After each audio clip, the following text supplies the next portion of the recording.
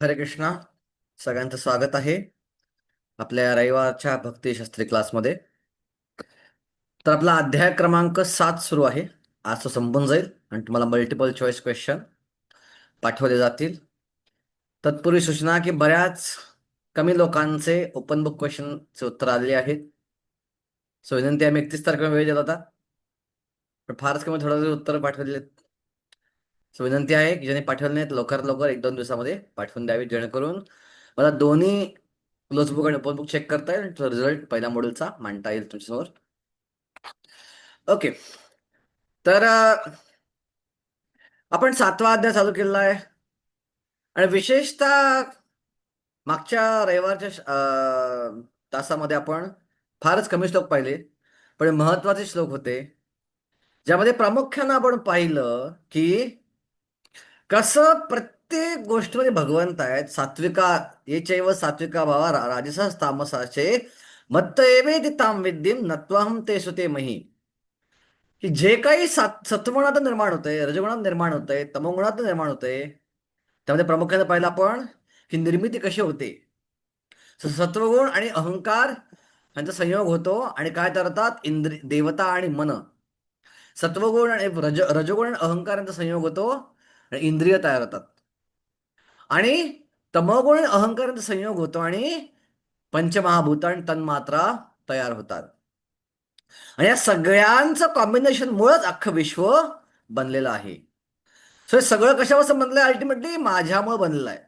So प्रत्येक गोष्ट स्त्रोत हा मी आहे. मग मला का जाणू शकत नाही? कारण मोहित झालेत लोक, माझ्या मायेमुळे मोहित झालेली आहेत. त्रिभीर गुणमयी भावे, या 3 गुणांमधली माया जी आहे, मोहितम नाभिजानाति मामेभ्यम परमव्यम. आणि मग ही माया पार कशी करायची? जे केवळ आणि केवळ मलाच शरण येतात तेच ही माया पार करू शकतात. दैवी एषा गुणमय ममाया दुरत्वया माम एवै प्रपद्यन्ते माया मेताम तरंते. आणि आपण दैवीचा शब्द ऐकला. दैवी म्हणजे काय? दैव, दैववरून दैवी आला शब्द. सो दैव म्हणजे काय? जो व्यक्ती आपल्या गुणांनुसार कर्म करतोय. आणि जो गुणांनुसारच कर्म करतोय, ठीक आहे, त्यासाठी तो भगवंतांना शरण जात नाही. आणि भगवंतांना शरण जात नाही माया काय साठी? दुरत्या. ही माया जी आहे पार करणं केवळ अशक्य अशा माणसासाठी, जे केवळ मलाच शरण येतात. मलाच म्हणजे कोणाला? केवळ श्यामसुंदर रूपाला शरण येतात, तेच या मायेला पार करू शकतात. कारण का? भगवान कृष्ण आणि भगवान विष्णू मध्ये एक गुणामध्ये फरक, बेसिकली 4 गुण वेगळे आहेत भगवान श्रीकृष्ण आणि विष्णूपेक्षा. लीला माधुरी, रूप माधुरी, भक्त माधुरी आणि वेणू माधुरी. ते 4 गुण विष्णूकडे नाही आहेत. भगवान श्रीकृष्णाला फार आकर्षक असं म्हणजे लीला माधुरी, भक्त माधुरी. भगवान श्रीकृष्ण व्हरायटी ऑफ डिव्होटीज आहेत, त्याच्या भक्तामध्ये खूप व्हरायटी आहे. भक्त माधुरी. त्यानंतर रूप माधुरी. भगवान श्रीकृष्णाचं रूप सर्वात जास्त आकर्षक आहे. तेवढं आकर्षक आहे की स्वतःलाच भगवंत आकर्षित करतात. जेव्हा भगवंत स्वतः द्वारकेमध्ये रत्नांनी बनलेल्या किंवा आभूषणांनी बनलेल्या खांबामध्ये स्वतः प्रतिबिंब पाहतात आणि त्यांना आश्चर्य वाटतं की हा व्यक्ती कोण आहे. सो सगळ्या अगदी लहानांपासून ते म्हाताऱ्यापर्यंत सगळ्यांना कृष्णाचं रूप जे आहे ते आकर्षित करतं. ओके. चैतन्य श्लोक येतो, कृष्णेर माधुर्य येतो स्वभाव निश्चल, कृष्ण आदी नर नारे कराय चंचल. कृष्ण स्वतःच आकर्षित आपल्या रूपाकडं होतात. एवढं सौंदर्य कृष्णाचं आहे. महाविष्णू भगवंताच्या रूपाकडे आकर्षित होतात, जे भगवंताचा अवतार आहेत, जे भगवंताचं रूप आहे. सो ते सुद्धा आकर्षित होतात आणि त्यांना कृष्णाला पाहायचं असतं. आणि त्यांना कृष्णाला पाहण्यासाठी ते एका ब्राह्मणाची मुलं चोरतात. त्या ब्राह्मणाला मूल होतं आणि ते मरतं, मूल होतं मरतं, मूल होतं मरतं, मूल होतं मरतं. आणि फायनल अर्जुन म्हणतो मला बघायचं आहे, मग मी रक्षण करीन तुमचं. अर्जुन बाणांचं एक कवरिंग तयार करतो, पण तरी ते मूल मरतच. आणि मग स्वतः भगवान श्रीकृष्ण अर्जुनाकडून महाविष्णूकडे जातात, ज्यांच्याकडे ते मुलं असतात. का? तर प्रत्यक्ष महाविष्णू आहेत, त्यांचंच रूप आहे, त्यांचाच अवतार आहे. तेही भगवंताचं रूप अनुभवू शकत नाहीत, पाहू शकत नाहीत. आणि त्यांना केवळ तिकडे आणण्यासाठी त्यांनी त्या ब्राह्मणाची मुलं मारली का चोरली, वाटेवर जे काय असेल ते. तर बघा, हे भगवंताचं आहे रूप माधुरी. त्यानंतर वेणू माधुरी, भगवान श्रीकृष्ण फक्त वेणू वाजवतात की सुंदर मुरली की बासुरी वाजवतात. पण अजून एक गुण आहे जो केवळ कृष्णाकडे आहे, जो विष्णूकडे नाहीये. तो म्हणजे विष्णूकडे गुण आता कोणता आहे? हतारी गतिदायका.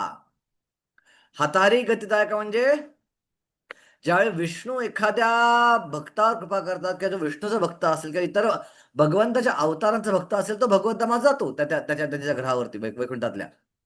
पण त्या पर्टिक्युलर अवताराने जर कुठल्या राक्षसाला मारलं तर तो राक्षस मुक्ती प्राप्त करू शकत नाही.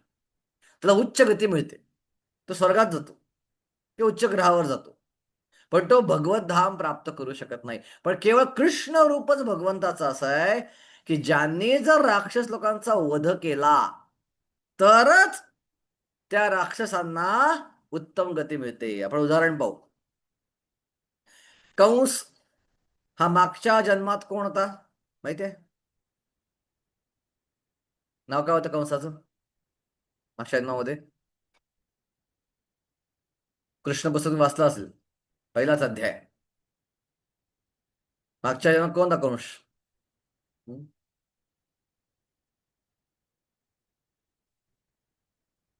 माहिती कोण होता? वल्लभिल्ला माताजी कोण होता मागच्या जन्मात कंस?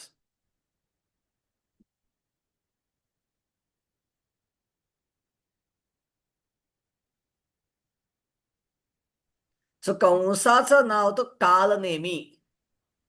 हा कालनेमी नावाचा राक्षस होता कंस. ह्याला कोणी मारलं होतं? देवासुर संग्राम चालला होता आणि देवासुर संग्रामामध्ये या कालनेमी उत्पात माजवला होता. आणि या कालनेमीला कोणी मारलं होतं? प्रत्यक्ष भगवंतानी मारलं होतं, भगवान विष्णूंनी मारलं होतं. पण भगवान विष्णूंनी मारल्यावर पण त्या कालनेमीला मुक्ती मिळाली नाही. कालनेमी तसाच राहिला आणि कालनेमीला परत जन्म घालला कंस म्हणून. आणि ज्या कंसाला भगवंतांनी मारलं त्यावेळी कंसाला मुक्ती मिळाली, कंस भगवत धामात गेला. बघा, सो विष्णूनं किंवा इतर अवताराने राक्षस लोकांना मारलं तर मुक्ती प्राप्त होत नाही. नरसिंहदेवाने हिरण्यकशिपूला मारलं, त्याला परत जन्म घालावा लागला रावण म्हणून. रामाने मारलं, परत जन्म घालावा शिशुपाल म्हणून. आणि शिशुपालला कृष्णाने मारलं, त्या शिशुपालने भगवत धामात प्रवेश केला. सो हा एक गुण भगवंताकडे. म्हणून माम एवय प्रपद्यन्ते मायाम एताम तरंती, जे काही मला शरणतात तेच भगवत धाम प्राप्त करू शकतात. आणि पुढच्या दोन सगळं पहिला आपण कोणत्या चार प्रकारचे लोक भगवंता शरण जात नाहीत? दुष्कृतीनो, चार प्रकार दुष्कृती आहेत. कोणते? मूढा, नराधमा, मायापूर्त ज्ञानम आणि आसुरी. आपण दोघांचं एक्सप्रेशन पाहिलं, विश्वनाथ ठाकूर आणि प्रभुपादांचं. सो प्रभुपाद विश्वनाथ ठाकूरांनुसार मूढ कोण आहे? कोण आहे मूळ विश्वाच्या नुसार? पशुवृत्ती का पाशवी मूर्ख. जीवन. जो मूड. पाशवी जीवन जगतो तो मूढ आहे. ज्याला काहीच माहित नाहीये जीवन का जगायचं का जगायचं, जनावर जीवन जगतो. आणि प्रभुपाद म्हणतात मूळ कोण आहे? कर्मकांडी मनुष्य, जो आनंद प्राप्त करण्यासाठी खूप कबाड कष्ट करतो, जो आनंद प्राप्त करण्यासाठी भक्ती करत नाही, कबाड कष्ट करतो, वेगळा पूजा करतो, यज्ञ करतो, ते करतो, पण भगवंताची भक्ती कधी करायला जात नाही. असा मनुष्य आहे कोण? मूढा. नराधमा, चक्रवर्ती पादाचं नराधम कोण आहे? की जो भगवंताची भक्ती करतो पण सोडून देतो. त्याला वाटतं की भक्तीशिवाय अशा अनेक गोष्टी आहेत ज्यामध्ये आनंद आहे. तो नराधम. नर आहे पण नरामध्ये अधम, कारण का भक्ती प्राप्त होणे, भक्ती सोडून दिली. आणि प्रभुपाद सांगतात नराधम कोण आहे? सामाजिक दृष्ट्या, राजकीय दृष्ट्या ते खूप चांगल्या स्थितीमध्ये असतात, पण त्यांना कोणी म्हटलं भगवंताची भक्ती करा, ते म्हटलं वेळ नाहीये आमच्याकडं, आम्हाला इंटरेस्ट नाही, आम्हाला वेळ नाहीये. वेळ इंटरेस्ट म्हणत हा ठीक आहे, चांगला म्हणतात, भक्ती करणं चांगलं आहे, पण वेळ कोणाकडे करायला? असे लोक नराधम आहेत.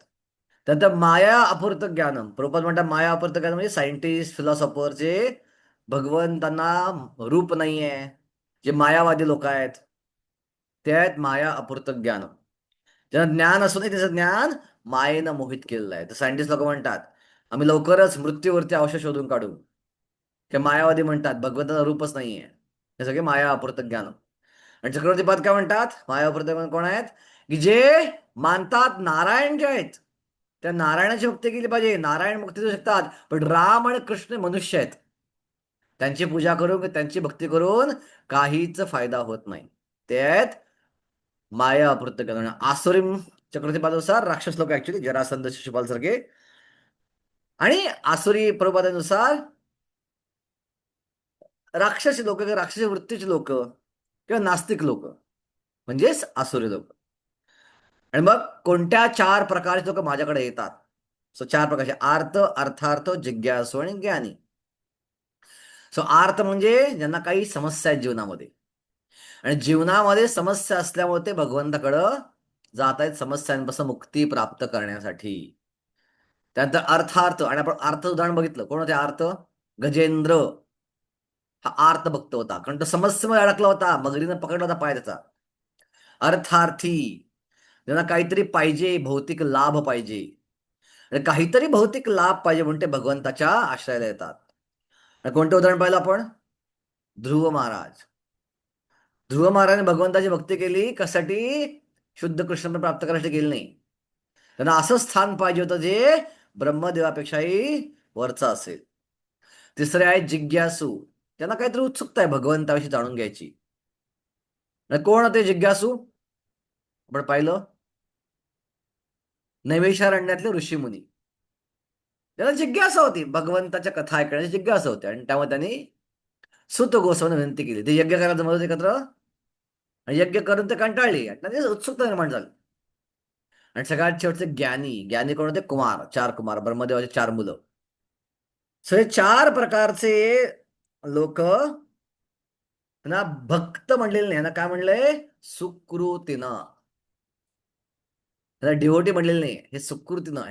हे चांगले लोक आहेत, त्यांच्यावर सुकृती आहे, आणि सुकृती असल्यामुळे ते माझ्याकडं येत आहेत.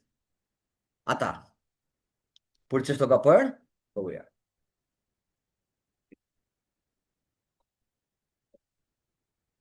श्लोक क्रमांक 17. तेषां ज्ञानी नित्ययुक्तो एक भक्तिर्विशेष्यते, प्रियो हि ज्ञानमत्यर्थम अहम सचम प्रियः. तेषां ज्ञानी नित्य, या चारही लोकांनी मला कोण प्रिय अत्यंत? असं भगवंत म्हणतात, यापैकी जो पूर्ण ज्ञानी आहे आणि नित्य भगवत भक्तीमध्ये युक्त आहे तो सर्वोत्तम आहे, कारण मी त्याला अत्यंत प्रिय आहे आणि तो मला अत्यंत प्रिय आहे. आता थोडीशी आयरनी या श्लोकामध्ये आहे. रूपात भाषांतर करतायत, तो ज्ञानी आहे, पण तो नित्य भगवत भक्तीमध्ये युक्त आहे. सो ज्ञानी नित्य भगवत भक्ती युक्त कसं काय असेल? गजानन प्रभू, जर तो ज्ञानी आहे तर नित्य भगवत भक्ती युक्त कसं काय तो? ज्ञानी लोक भक्ती करत नाहीत, वे करतात पण फार थोडी करतात. आपण ज्ञानयोग अध्याय पाहिलाय, 4था अध्याय. काय करतात ज्ञानी लोक? सतत वेदांवरती ध्यान लावतात, वेदांवर चिंतन करतात, वेदांचे श्लोक वाचून वाचून वाचून, वेदांत वाचून वाचून, उपनिषद वाचून वाचून, कंठपाठ करून, मी हात नाही, मी डोळे नाही, मी कान नाही, मी नाक नाही, मी हे नाही, मी ते नाही, मी ते नाही, मी ते नाही, मी ते नाही, असं करत करत करत फायनली तर मी आत्मा आहे आणि मग मी परमात्म्याच्या सेवेत जायचं, असे एक मुलं येतात ते, असं अनेक वर्ष करतात ते. सो काय म्हणले? असे ज्ञानी नित्य भगवत भक्तीमध्ये युक्त आहे आणि तो सर्वोत्तम आहे. तो कसं काय नित्य भगवत युक्त आहे? काय वाटतं तुम्हाला? येस, गजानन रामटेके प्रभू, काय वाटतं तुम्हाला? का म्हणले भगवंतानी असं की तेषाम ज्ञानी नित्ययुक्त एक भक्तिर्विशेषते? ते फक्त भक्ती करतायत, मग ज्ञानी भक्त कसं काय झाला इथं? तर इथं जो ज्ञानी आहे,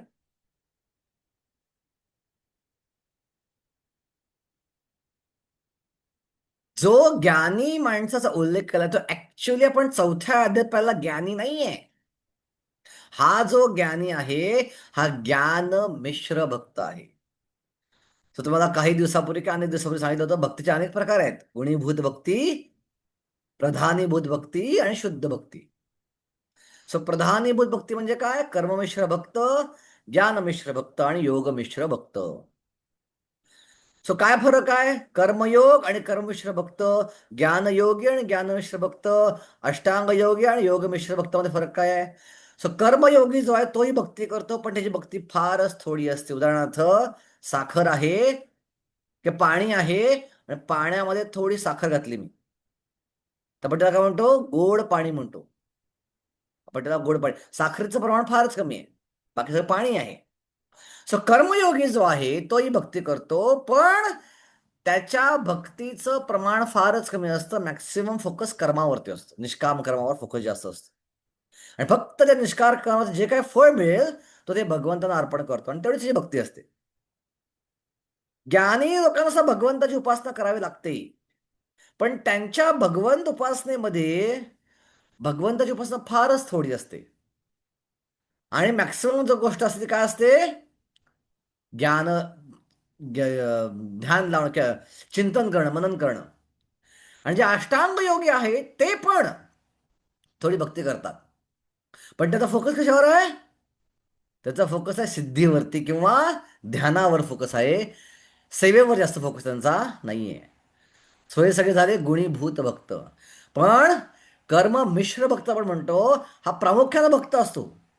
हा 90% भक्ती करतो, पण त्याची अजून कर्मावरची आसक्ती गेलेली नाहीये, म्हणून त्याला म्हणले कर्म मिश्र भक्त. सो 10% अजून वर्णाश्रम धर्मावर किंवा कर्मावर किंवा निष्काम कर्मावरची आसक्ती, आपल्या वर्णाश्रमाच्या ड्युटीवरची आसक्ती त्याची अजून गेलेली नाही. आणि त्याला वाटतं की हे जर मी केलं नाही तर मी भगवंताची प्राप्ती करू शकणार नाही, मला भक्तीचं फळ मिळणार नाही. सो 100% शरणागत भक्त नाहीये. तसंच ज्ञान मिश्र भक्त म्हणजे काय? सो ज्ञान मिश्र भक्त म्हणजे जो 90% भक्त आहे, पण अजूनही ज्ञान मार्गावरची किंवा ऐश्वर ज्ञानावरची त्याची आसक्ती गेलेली नाहीये.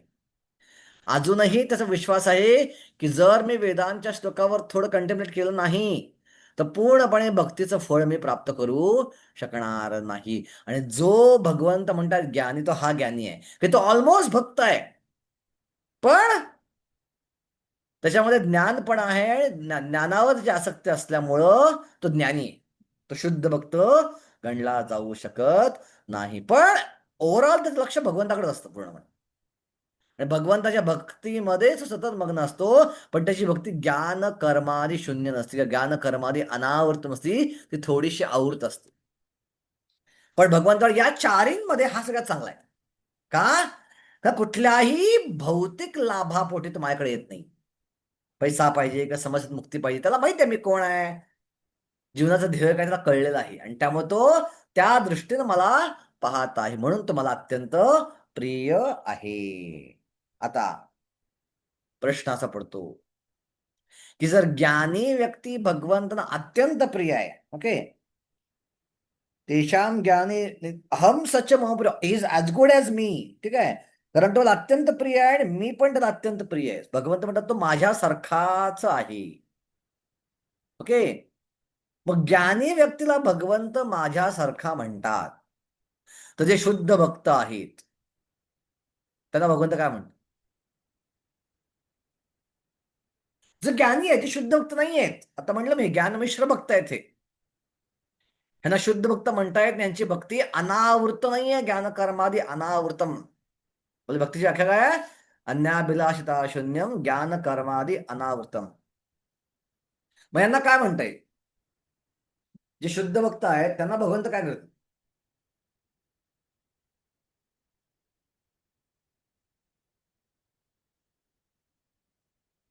मग काय वाटतं?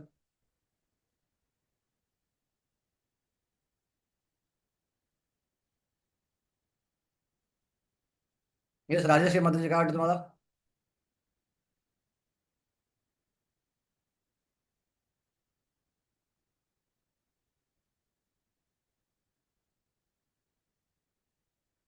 काय वाटतं? प्रभूजी, हा, प्रश्न पुन्हा एकदा सांगा ना. गुड. प्रश्न कळला पाहिजे तर उत्तर कळ. Very good. प्रश्न कळणार उत्तर कळणार नाही. सो प्रश्न असा आहे की या श्लोकामध्ये भगवंत म्हणत आहेत की हा जो ज्ञानी आहे हा मला अत्यंत प्रिय आहे, आणि मी पण त्याला अत्यंत प्रिय आहे. पण वास्तविकपणा शुद्ध भक्त नाहीये. हा शुद्ध भक्त नाहीये तरी तो भगवंतांना प्रिय आहे. ठीक आहे. सो मग शुद्ध भक्त आहेत ते भगवंतांना कसे असतात?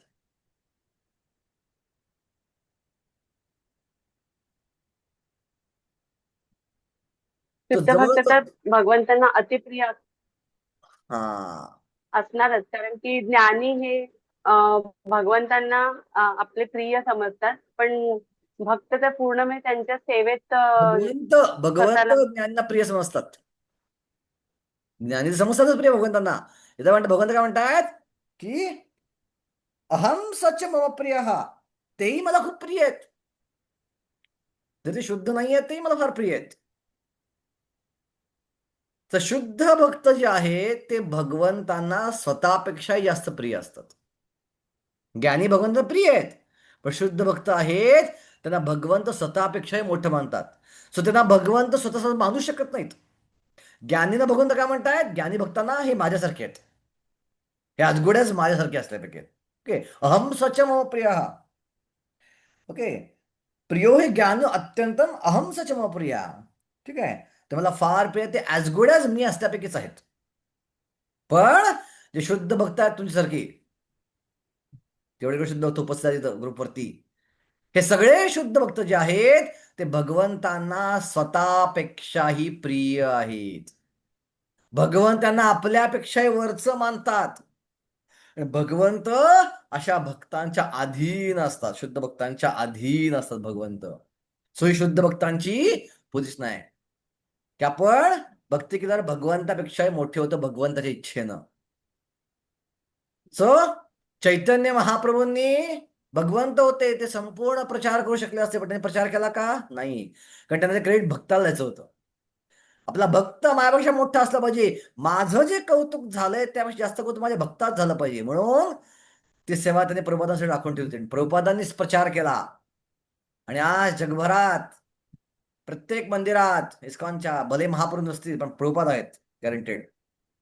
प्रत्येक मंदिरात चैतन्य महाप्रभू नाही आहेत, पण प्रभुपाद गॅरंटेड आहे. प्रभुपादाची मूर्ती गॅरंटेड आहेच आहे. बघा, सो भगवंताची इच्छा भक्ताचं गुणगान कारण माझ्यापेक्षा मोठे आहेत. ह्याच्यामध्ये सागर मंथन लिलेमध्ये जेव्हा विष बाहेर आलं, भगवंत विष घेऊ शकले नसते का? घेऊ शकले असते. मुद्दामून त्यांनी सगळ्या देवतांना शिवजींकडे पाठवलं, कारण त्यांना प्रूव्ह करायचं की माझे भक्त जे आहेत ते लोकांच्या कल्याणासाठी कोणत्या थराला जाऊ शकतात, ते अख्ख्या विश्वातलं विष प्राशन करू शकतात. आणि शिवजी पण हा श्लोक बोलतात, तप्यन्ते लोकतापेन साधवा प्रायशो जना परमाराधनम तद्धी पुरुषस्याखिलात्मनी.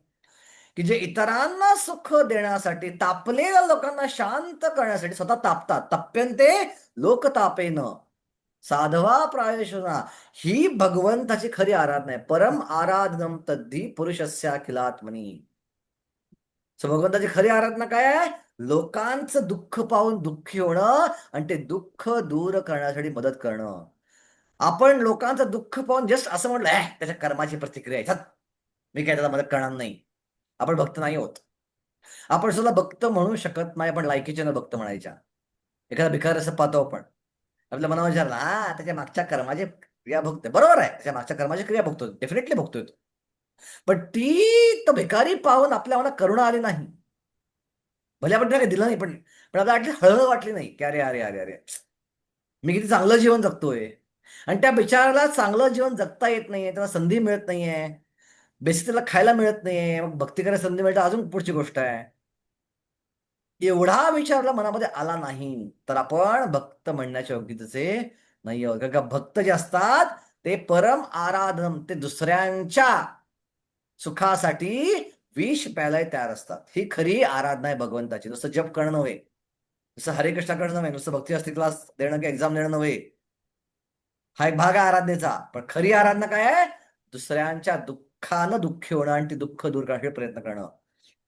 सो भगवंताचे भक्तीचे प्रचारक जे आहेत ते खरे भगवंताचे भक्त आहेत. कारण का ते दुसऱ्यांचं दुःख दूर करण्यासाठी स्वतः तडफडत आहेत. सुखाय सुखाय कर्माणि करोति लोको नाथे सुखम वानयादुपरम वा विंदेत भूया तत एव दुःखम यदुक्तुक्तम भगवान वदिना जनस्य कृष्णात् विमुखस्य दैवात् अधर्मशीलस्य सुदुःखितस्य अनुग्रहाय चरन्ति नूनं भूतानि भव्यानि जनार्दनस्य.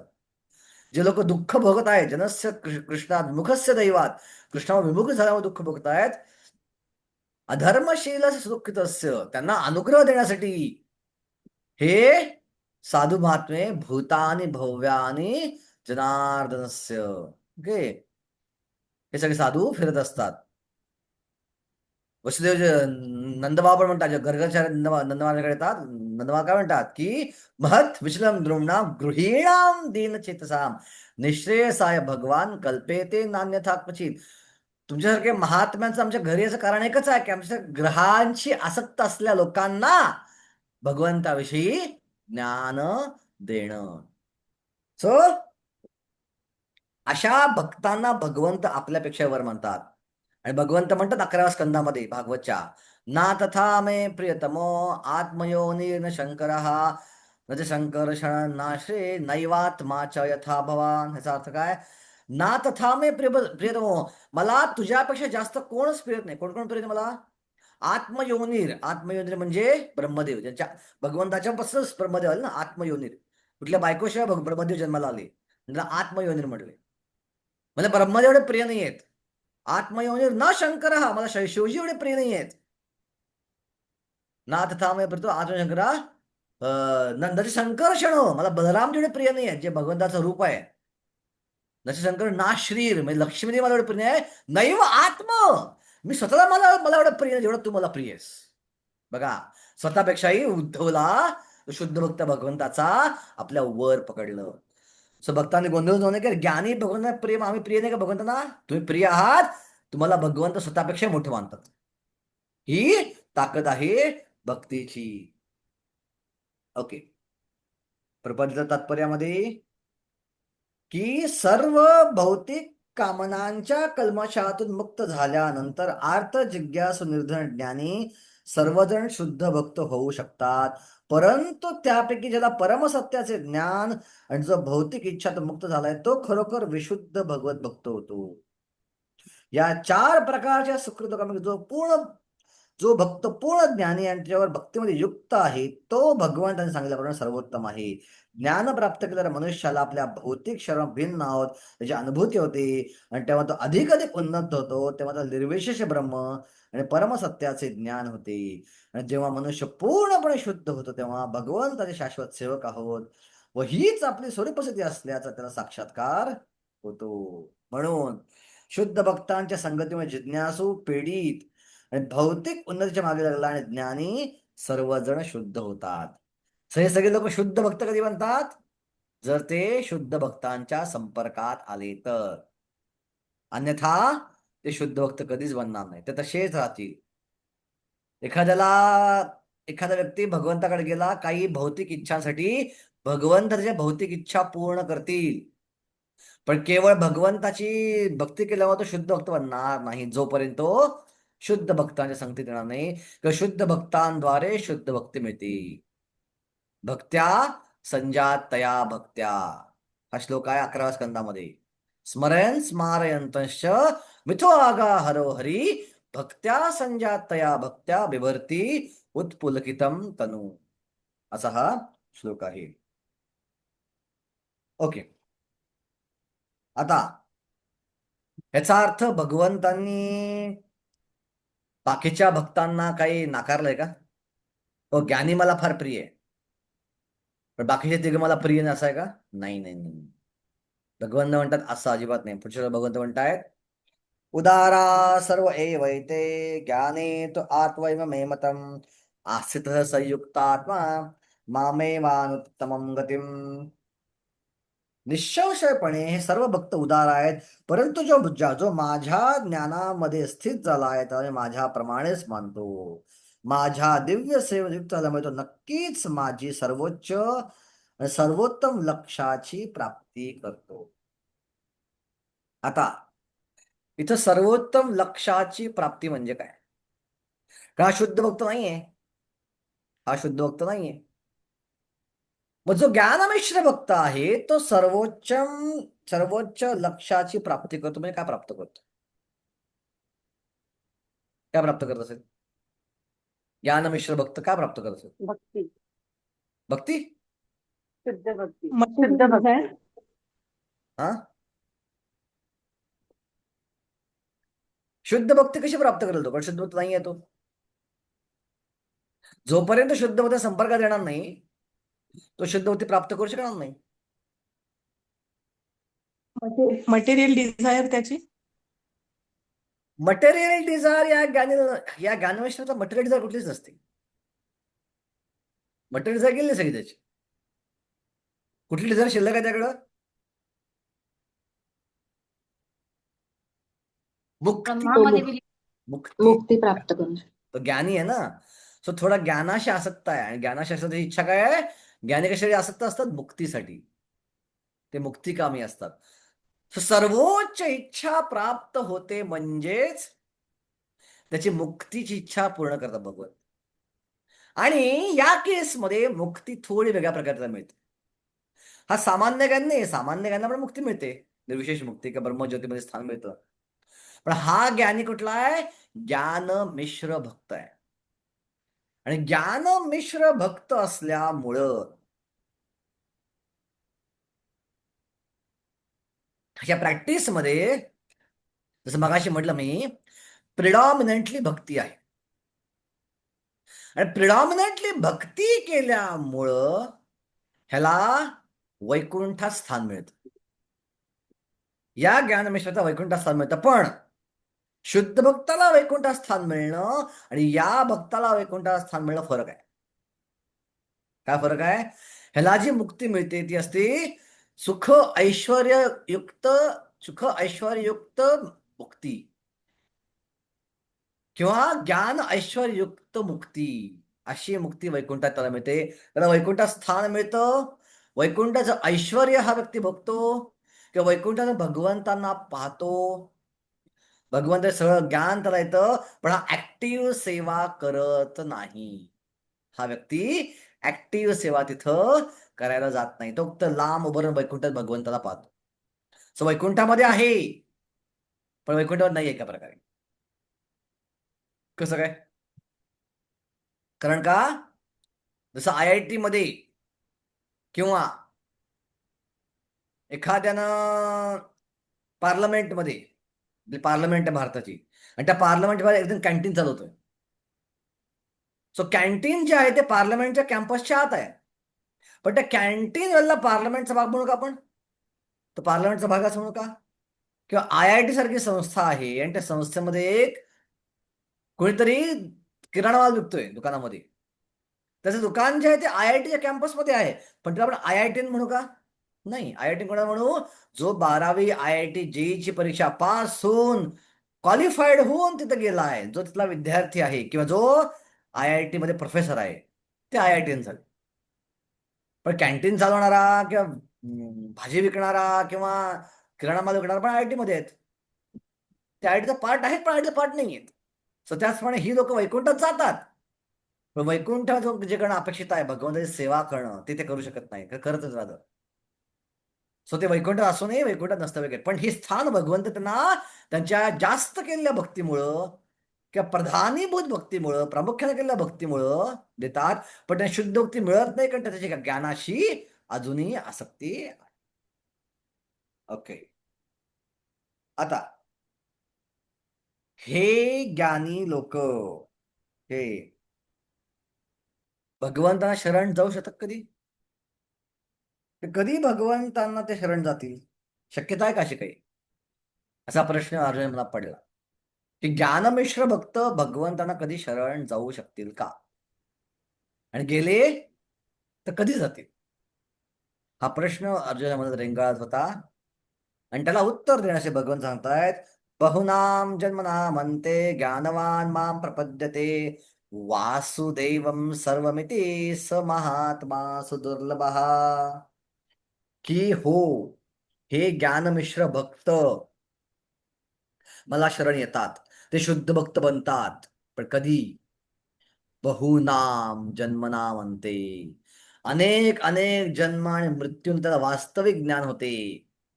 तो मी असं सर्व गोष्ट कारणाचे परम कारण असल्याचे जाणून मला शरण येतो, असा महात्मा अत्यंत दुर्लभ आहे. सो महात्माची व्याख्या केली भगवंतांनी. कोण आहे महात्मा? जो भगवान श्रीकृष्णाने शरण जातो तो महात्मा. ओके. जो केवळ पॉलिटिक्स मध्ये भाग घेतो आणि देशासाठी काम करतो आणि अहिंसा करतो आणि उपास तपास करतो तो महात्मा नाही. त्याला महात्मा म्हणता येत नाही. असं आपण म्हणतो ना, महात्मा फुले, महात्मा गांधी, हे खऱ्या अर्थाने महात्मा नाही आहेत. ही उपाधी कोणी छापली त्यांनी लोकांवर? इथल्याच माणसाने छापली काही उपाधी आहे. सो गांधींना महात्मा कोणी म्हणलं? आचार्य कृपलानी नावाचे व्यक्ती होते, त्यांनी महात्मा म्हणलं. बाकी महात्मा म्हणत होते, गांधीजी म्हणायचे फक्त. आणि गांधीजींना महात्मा का म्हणता येत नाही? का गांधीचे विचार कसे आहेत? गांधीजी काय म्हणतात? गांधीजी गीता वाचायचे, गीतेकडनं प्रेरणा निश्चित घ्यायची. पण ज्यावेळी गांधीजींना कळलं की गांधीजी काय म्हणायचे, गीता सांगणारे कृष्ण आणि महाभारत युद्ध घडून आणणारे कृष्ण आणि रासला करणारे कृष्ण वेगळे आहेत.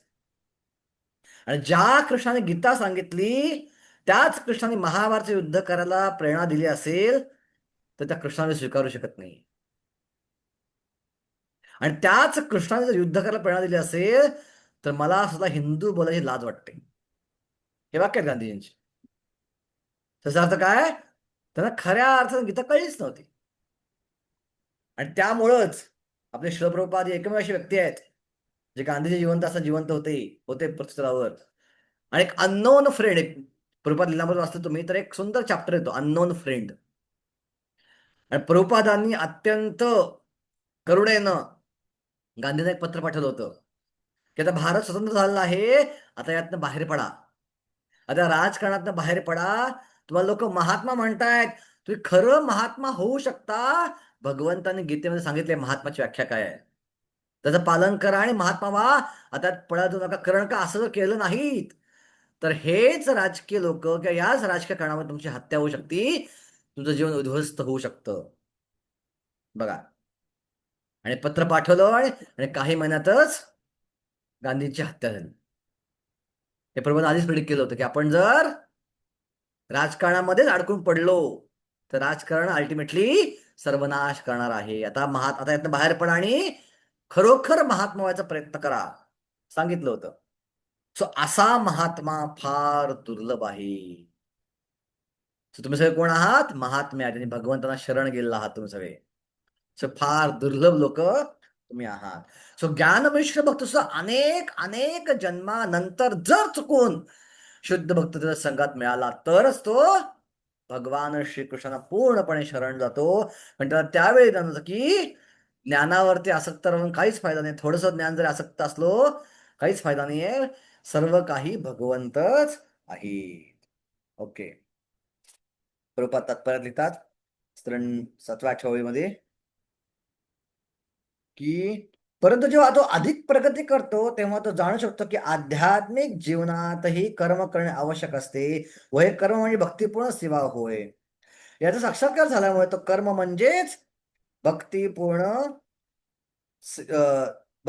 भगवंतावर आसक्त होतो आणि त्यांना शरण जातो. अशा वेळी त्यांना समजू शकते की भगवान श्रीकृष्ण कृपा म्हणजे सर्वस्व आहे. ते सर्व कारणांचे मूळ कारण आहेत आणि प्रकृत सृष्टी त्यांच्यावर स्वतंत्र नाही. भौतिक जग म्हणजे आध्यात्मिक वैविध्याचे विकृत प्रतिबिंब आहे आणि प्रत्येक गोष्ट भगवान श्रीकृष्ण संबंधित आहे याचा त्याला असा साक्षात्कार होतो. याप्रमाणे तो सर्व गोष्टी वासुदेव श्रीकृष्ण संबंधित पाहतो. अशी वासुदेवमय सर्व व्याप्ती दृष्टी आल्यावर तो भगवान श्रीकृष्णांना जीवनाचे परम लक्ष मानून पूर्णपणे शरण जातो. आणि असे शरणागत महात्मे अत्यंत दुर्लभ आहेत. तर कल्पना करा, जो ज्ञानमिश्र भक्त, जो भगवत भक्त म्हणतो दुर्लभ आहे, तो जो केवळ भक्त आहे तो केवढा दुर्लभ असेल. जो शुद्ध भक्त आहे तो केवढा दुर्लभ असेल. तर या अध्यायाच्या सुरुवातीला भगवंत काय म्हणलेत की मनुष्याणाम सहस्रेषु कश्चित यतते सिद्धये यततामपि सिद्धानाम कश्चित माम तत्वता. जे सिद्धीला प्राप्त झालेत, मुक्तिपदावर गेले, त्यातला कोणते मला शरण जातो. सो यातले किती केवळ भक्त की शुद्ध भक्त हे दुर्मिळ असतील. ओके. ओके. आता कसे वासुदेव सर्वमिती आहेत हे प्रभुपाद त्या पुरुष सुक्त किंवा श्वेताश्व उपनिषद श्लोक आहे का पुरुष सुक्त म्हणून हा श्लोक येतो. त्या श्लोकाला सांगतायत सहस्र शीर्षा पुरुषा सहस्राक्ष सहस्रपाद स भूमी विश्वतो विश्वतो भुक्त्या तश्चित दशांगुलम पुरुषम एवेद सर्वम यद्भुतम यच्च भव्यम उत्तामृतशेषानो यद्देना तीर्थो तिरोहिती. हा पुरुष सुक्तमध्ये प्रार्थनेमध्ये हा श्लोक येतो की मनुष्याच्या देहातील बोलण्याची शक्ती, पाहण्याची शक्ती, ऐकण्याची शक्ती किंवा विचार करण्याची शक्ती कोणतीही शक्ती प्रधान नाही. जीवन किंवा चेतना हे सर्व कार्यांचे केंद्रबिंदू आहे. त्याचप्रमाणे श्रीकृष्ण श्री वसुदेव की भगवान श्रीकृष्ण हेच सर्व गोष्टीमध्ये प्रधान तत्व आहे. या देहामध्ये बोलण्याची शक्ती, ऐकण्याची शक्ती, मानसिक कार्य करण्याची शक्ती इथे शक्ती आहेत, पण या शक्ती जर भगवंता संबंधित नसतील त्यांना काहीच महत्व नाही. ओके, आता अर्जुनाला मला प्रश्न असा पडला की बापरे, ज्ञानी लोकांना जर अनेक अनेक जन्म घ्यावे लागतात आणि अनेक जन्म कळलं की ते परमकारण आहेत, तर कोणते लोक हे देवतांची पूजा करतात आणि त्या देवतांच्या पूजेचं काय फळ मिळतं, हे प्रश्न अर्जुना मला घोळ लागले. आणि त्याचे उत्तर देण्याचे भगवान श्रीकृष्ण बोलतात, कोण देवतांना शरण जातं कामस्तैस्तैर्त ज्ञानम प्रपद्यन्ते अन्य देवता तम तम निम्य अस्थाय प्रकृत्या नियता स्वयः. ज्यांचे भौतिक ज्ञान कामनांनी हिरावले गेले आहे आणि ते अन्य देवतांना शरण जातात, आपल्या स्वभावानुसार आराधनेच्या विशिष्ट विधिनांचे पालन करतात. सो कोण लोक देवतांची पूजा करतात? ज्यांचे ज्ञान भौतिक कामनांनी हिरावले गेले आहे, ज्यांच्या मनात प्रचंड प्रमाणात भौतिक कामना आहेत आणि भौतिक कामना अथवा येणं केनं प्रकारे त्या कामना पूर्ण करायच्या आहेत आणि त्यांना अशा लोकांची पूजा करणं सोयीस्कर वाटतं जे आपल्या कामना लगेच पूर्ण करतात. आणि देवता हे अशा लोक आहेत, कारण देवता लवकर प्रसन्न होतात भगवंतापेक्षा. एका प्रकारे भगवंत लवकर प्रसन्न होतात, पण भौतिक इच्छांचा विचार केला तर देवता लगेच भौतिक इच्छा पूर्ण करतात. कारण देवता काय आहेत? देवता दुकानदार प्रमाणे आहेत. ओके, भजन्ते यथा देवान देवान अपि तथैव तान. 11 स्कंद श्लोक येतो. छायेव कर्म सचिवा साधवो दीनवत्सला भूतानि देवचरितो सुख दुःखाय च सुखाय च सुख एव साधूनाम तादृशम अच्युतात्मनाम. लोक देवतांची पूजा करतात दुःखाय च सुखाय च, दुःखावरून सुखाकडे जाण्यासाठी. पण साधूंच्या वैशिष्ट्य काय आहे? साधूकडे सुखच देतात, कारण त्यांनी अच्युत भगवंताची शरण घेतलेली असते. आणि देवता काय आहेत? कर्म सचिवा, दे आर सेक्रेटरीज. सचिव म्हणजे सेक्रेटरी, ते कर्माचे सेक्रेटरी आहेत. सो ज्या प्रकारे कर्म करतात त्याचा देवतांना फळ देणं भाग आहे. सो देवतांची आराधना केली का विशिष्ट प्रकारे, तर त्या कर्माचं फळ देवतांना देणं भाग आहे. ते नाही म्हणू शकत नाहीत. देवता विचार करत नाहीत तर त्यासाठी चांगला आहे का वाईट आहे, समाजासाठी चांगला आहे का वाईट आहे. भगवंत मात्र असं फळ कधीच देत नाहीत डायरेक्टली त्यांची पूजा केली तर. आणि म्हणून अशी लोक देवतांचा आश्रय सहजगत्या घेतात. ओके, बरोबर म्हणतात. श्रीमद भागवतात सांगण्यात आले आहे की मनुष्य सर्व भौतिक वासना मुक्त असो किंवा सर्व वासनांनी परिपूर्ण असो किंवा भौतिक कल्मशापासून मुक्त होण्याची इच्छा असो, सर्व बाबतीत त्याने वसुदेवांना शरण जाऊन त्यांची आराधना केली पाहिजे. अकाम सर्व काम वा मोक्ष काम उदारधी तीव्रेण भक्ती योगे नजत पुरुष परम. आणि म्हणूनच भगवंताने उदार म्हणले. हे बाकी सगळे उदार आहेत, कारण जरी त्यांना भौतिक इच्छा आहे ते देवतांकडे जात नाहीये, ते माझ्याकडे येत आहेत. अर्थार्थ जिज्ञासु उदार काय आहेत? कारण का समस्येमध्ये आणि पैसा पाय असताना ते माझ्याकडे येतात, पण ते उदार आहेत. आता इथं म्हणलं की अकाम सर्व काम वा मोक्ष काम उदार दे तीव्रेण भक्ती योगेन. काही असलं आपला इच्छा आहे, इच्छा नाही आहे किंवा मोक्ष कामाची इच्छा आहे, आपण तीव्रपणे भगवंताची भक्ती केली पाहिजे. मग अशा व्यक्तीने तीव्रपणे भगवंताची भक्ती केली तर तो व्यक्ती त्याच्या भौतिक इच्छांपासून मुक्त होऊ शकतो का, हा माझा प्रश्न आहे. भागवतमध्ये सुखदेव बोलला श्लोक आहे की तीव्रेण भक्ती योगेन यजेत पुरुष परम. काय वाटेल तेव दे भगवंताची तीव्र भक्ती करा. याचा अर्थ असा होतो की हे व्यक्ती तीव्र भक्ती केल्यावर आपल्या भौतिक इच्छा तर मुक्त होऊ शकतात. असा अर्थ होता त्याचा. गोस्वामी म्हणले काय वाटेल ते असते माझ्याकडे द्या, की भगवंताकडे जा आणि भगवंताची तीव्र भक्ती करा. तुम्हाला इच्छा आहे भोगायची, बंगला पाहिजे ना, काय करा, कृष्णा तीव्र हरिकृष्ण तीव्रपणे करा. गाडी पाहिजे, हरिकृष्ण तीव्रपणे करा. मुक्ती पाहिजे, हरिकृष्ण तीव्रपणे करा. मुक्ती नकोय, हरिकृष्ण तीव्रपणे करा. सो ज्यांना बंगला पाहिजे ना, गाडी पाहिजे, त्या बंगला पाहिजे, गाडी पाहिजे, घर पाहिजे, शेत पाहिजे, जॉब पाहिजे, प्रमोशन पाहिजे म्हणून कोणी गेले कृष्णाकडे आणि तीव्रपणे भक्ती केली तर ते शुद्ध भक्त होऊ शकतात का, हा प्रश्न माझा आहे. तुमच्यासारख्या विद्वान, अनुभवी आणि शुद्ध भक्तांसह. येस रघुपती प्रिया माताजी, काय वाटतं तुम्हाला?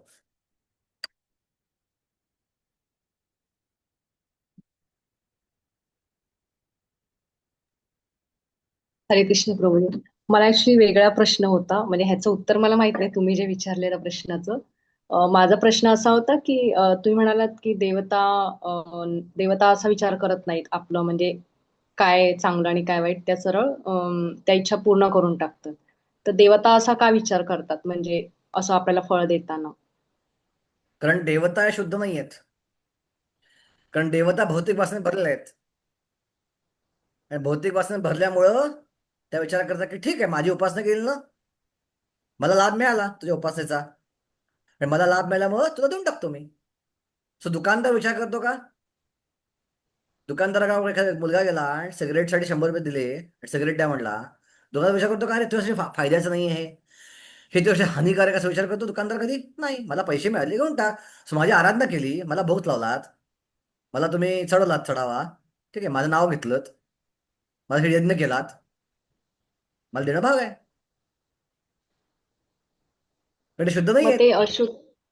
ओके. तर देऊन टाकतात ते. म्हणजे सर्व देवता वैष्णव असतात का, म्हणजे असं कृष्ण सगळ्या भक्ती? देवता शुद्ध वैष्णव नाही, ते वैष्णव आहेत पण ते मिश्र भक्त आहेत. त्यांच्यामध्ये वासना पण आहे आणि ते भक्ती पण करतायत. भोगाची इच्छा पण आहे आणि ते भक्ती पण करतायत. फारच थोड्या देवता शुद्ध भक्त आहेत. ब्रह्मदेव शुद्ध भक्त आहेत, शिवजी शुद्ध भक्त आहेत, गणपती शुद्ध भक्त आहेत, दुर्गा माता शुद्ध भक्त आहेत. पण बाकी उरले 33 कोटी बाकी सगळ्या देवता शुद्ध भक्त नाहीत. सगळ्या देवतांना माहित नाही कृष्ण पुरुष भगवंत आहेत.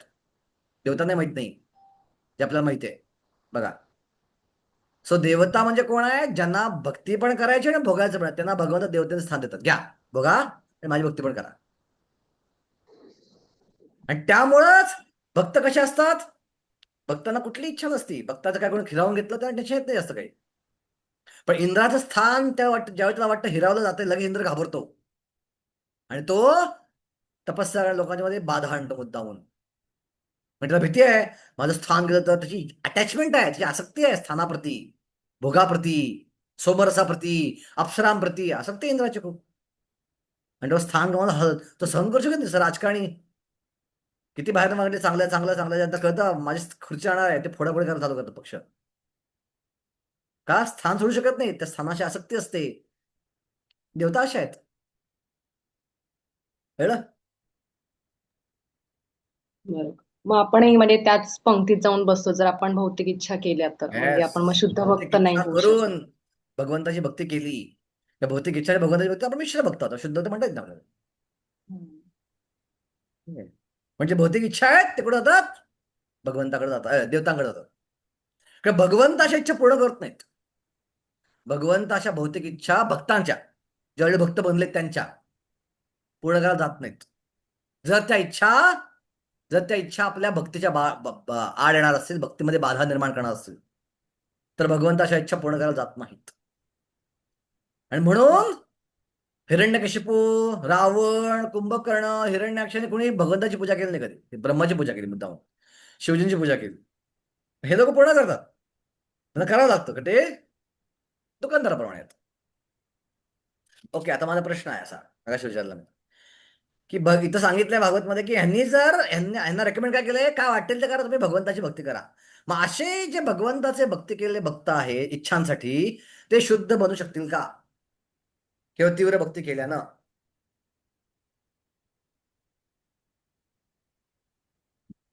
ते कदाचित तीव्र भक्ती केल्याने ते स्वतःची भौतिक इच्छा विसरू शकतात किंवा त्यातून बाहेर पडू शकतात भौतिक इच्छांतून. की तीव्र भक्ती केली तर भौतिक इच्छा विसरू शकता. ओके. आणि ध्रुव महाराज भगवंतांना विसरले होते भौतिक इच्छा. ध्रुव महाराज तीव्र त्यांना भक्ती करत होते. भौतिक इच्छा विसरले नव्हते विसरले. शेवटच्या क्षणापर्यंत भगवंताचं दर्शन होईपर्यंत, दर्शन झाल्यावर सुद्धा ध्रुव महाराजांमध्ये हीच इच्छा होती, मला काय पाहिजे, स्थान पाहिजे. कुठलं स्थान पाहिजे, ब्रह्मदेवापेक्षा उंच स्थान पाहिजे. हीच इच्छा होती आणि त्या इच्छेसाठीच ते करते भक्त. पण केवळ जेव्हा भगवंताने शंख डोक्यावर टेकवला ध्रुव महाराजांच्या, त्यावेळी इच्छा परिवर्तित झाली. कारण त्या शंखाच्या माध्यमातून भगवंताने विशेष कृपा दिली. या कृपा सिद्धीमुळं ध्रुव शुद्ध भक्त बनले आणि मग त्यांची इच्छा बदलली. दर्शन होईस पण ध्रुवाची इच्छा होती. सो भगवंत कोणाच्याही स्वतंत्र इच्छेच्या आड येत नाहीत आणि तीव्र भक्ती करून त्या इच्छा जाणार नाही. पण तरी पण तीव्र भक्ती करायला सांगितली. आता माझा प्रश्न असा आहे की आपण तीव्र भक्ती कधी करू शकू?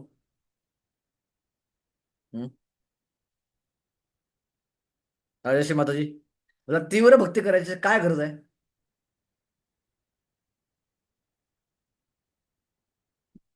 कोणत्या गोष्टी गरज आहे तीव्र भक्ती करायला? भक्तीच तेव्हा निर्माण होते जेव्हा आपल्या भौतिक इच्छा पूर्ण व्हायला लागते, तेव्हाच आपले हळूहळू ते ठीक देवाप्रती आहे, भक्ती ते ठीक निर्माण आहे. व्हायला पण मला लागते. असं कल्पना करा की मी ब्रह्मचारी आहे आणि जरी ब्रह्मचारी असते माझी इच्छा आहे मग रोज मला पनीरची भाजी मिळावी, तर ब्रह्मचारी एकच इच्छा, चांगला प्रसाद मिळावा ही त्याची इच्छा असते. मला रोज पनीरची भाजी आश्रमात मिळावी, मला रोज आईस्क्रीम खायला आश्रमात मिळावं, मला रोज आमरस मिळावा आश्रमात, मला रोज सकाळ संध्याकाळ गरमागरम फुललेले असे फुलके खायला मिळावेत आणि मला तीव्र भक्ती करायची त्यासाठी. तर काय गरज आहे तीव्र भक्ती करायला?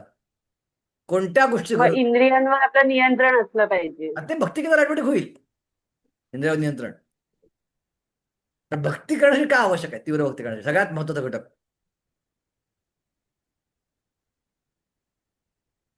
आपली भक्ती सुधरेल कधी? तेव्हा भगवंतांप्रती तेव्हा श्रद्धा निर्माण होईल.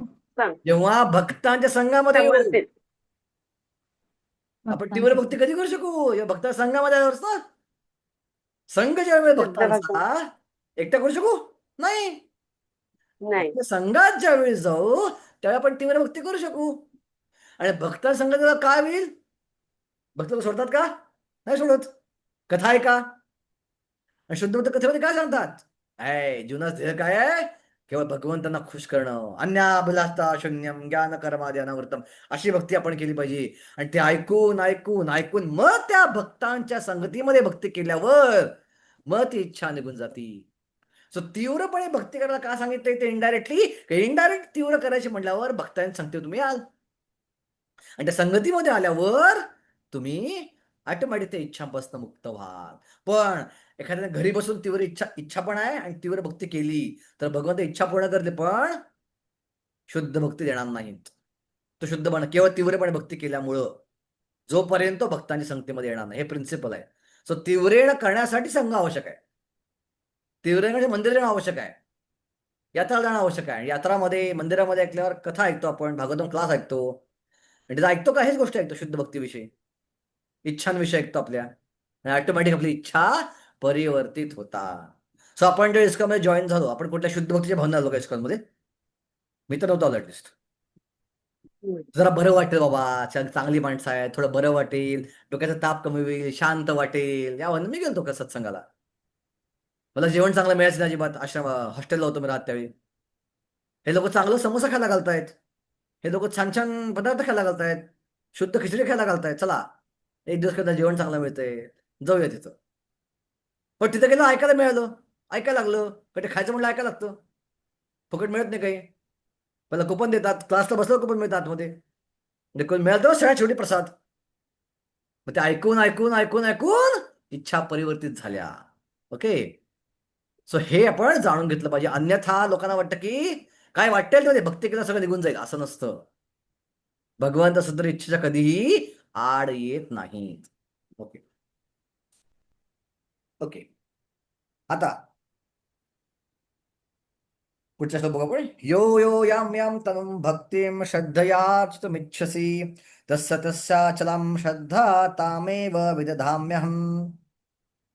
मी परमात्मा रूपाने प्रत्येकाच्या हृदयात स्थित आहे. जेव्हा मनुष्य विशिष्ट देवतेची उपासना करण्याची इच्छा करतो तेव्हा त्या विशिष्ट देवतेवर मी त्याची श्रद्धा दृढपणे स्थिर करतो, जेणेकरून तो त्या देवतेची उपासना करण्यात स्वतःला समर्पित करू शकतो. आता इथं अर्जुनाचा प्रश्न विचारला भगवंतांना मनातल्या मनात की तुम्ही ओके मग त्या देवतांची भक्ती केल्यानंतर त्या देवतांची भक्ती केल्यावर त्यांना तुमच्यावर श्रद्धा निर्माण होते का, असा प्रश्न अर्जुना मला पडला. आणि भगवंत म्हणतात नाही, देवतांची भक्ती करून माझ्या भक्तीविषयी कधीही श्रद्धा निर्माण होत नाही. त्याचं कारण काय आहे? हेच कारण जे मग सांगितलं मी, की त्यांची ती स्वतंत्र इच्छा आहे देवतेंकडे जाण्याची आणि त्यांच्या आडवं मी येत नाही. इनफॅक्ट जे जातात ओके जे जातात देवतांकडं त्या देवतांविषयी श्रद्धा जी आहे त्यांच्यावर मी निर्माण करतो. इव्हन देवता ज्या आहेत त्या देवता आपल्या भक्तांमध्ये आपल्याविषयी श्रद्धा निर्माण करू शकत नाहीत. देवतांची अवस्था एवढी एवढी वाईट आहे. एखाद्याने देवतांची भक्ती केली तर त्या देवता त्यांच्या भक्तीविषयी त्याच्या मनात श्रद्धा निर्माण करू शकत नाहीत. पण निर्माण करून श्रद्धा मी करतो निर्माण, कारण मी त्यांच्या हृदयात परमात्मा रूपानं बसलेला आहे आणि त्यांच्या हृदयात परमात्मा रूपानं मी बसल्यामुळं आतनं मी बघतो की याला देवतेकडे जायचं आहे आणि त्यातनं आत्मचा विश्वास मी देतो. हा जा देवतेकडं, अशा प्रकारे पूजा कर, श्रद्धा ठेव देवतेवर आणि श्रद्धेनं देवतेची आराधना कर. त्याची इच्छा मी आतनं त्याला श्रद्धा निर्माण करतो. सो ज्या देवता स्वतःच्या भक्तावर स्वतःच्या भक्तीवर श्रद्धा निर्माण करू शकत नाही त्या माझ्या भक्तीवर निर्माण कशा करू शकतील? त्या करू शकत नाहीत. सो लोकांना वाटतं आजकाल एक एक एक काही अध्यात्मवादी म्हणतात येतो मत ततो पत. कुणाची भक्ती करा सगळं एकच आहे. कुणाची भक्ती करा? भगवंताची भक्ती. माझ्या घरामध्ये लोक असं म्हणायचे तू कृष्णाची भक्ती करतो मी गणपती भक्ती करतो, बरोबर फरक काय? फरक आहे. गणपती देवता आहे, कृष्ण परमेश्वर आहे आणि देवता डायरेक्टली भक्तीवर श्रद्धा निर्माण करू शकत नाही. आणि प्रभुपाद हेच इथं म्हणत आहे.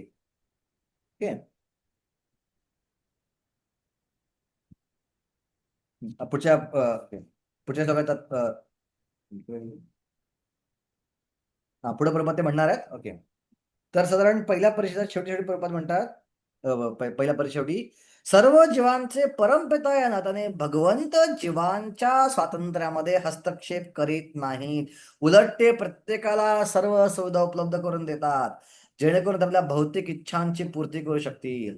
यावर कोणी विचारील की सर्व शक्तिमान भगवंत भौतिक सुखभोग घेण्यासाठी जीवांना सर्व सुविधा उपलब्ध करून देऊन त्यांना मायेच्या जंजात का पडू देतात?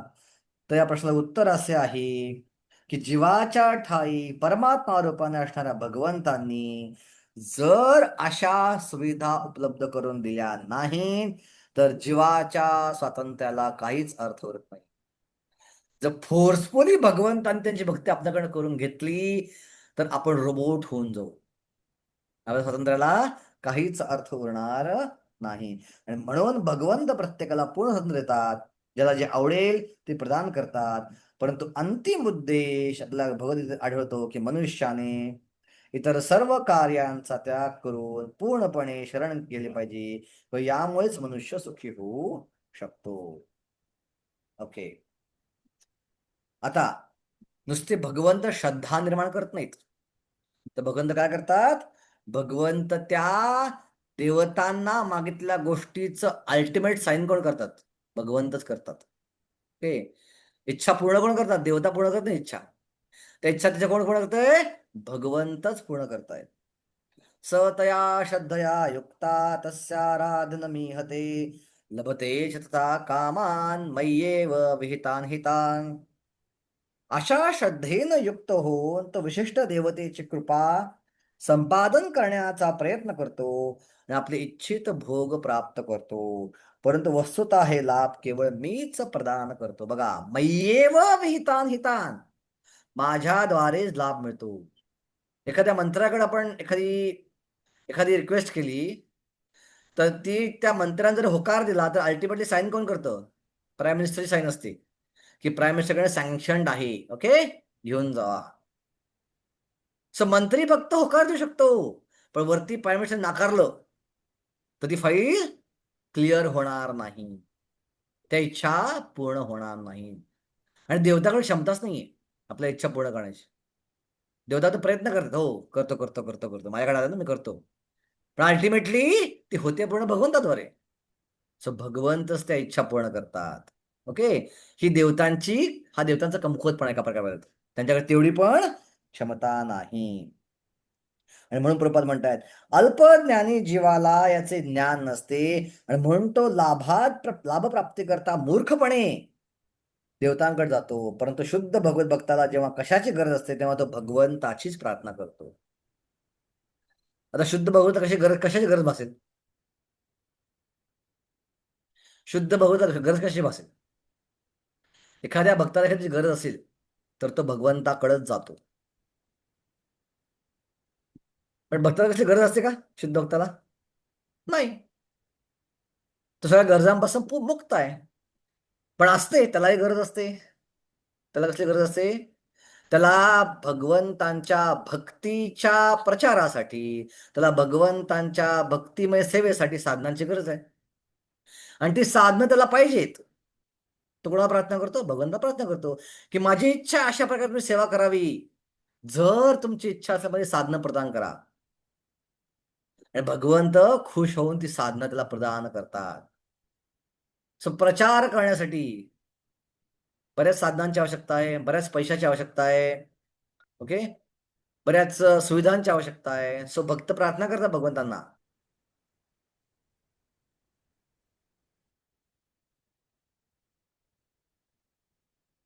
चुकून नेट गेलं तर माझं क्षमा असावी. ओके,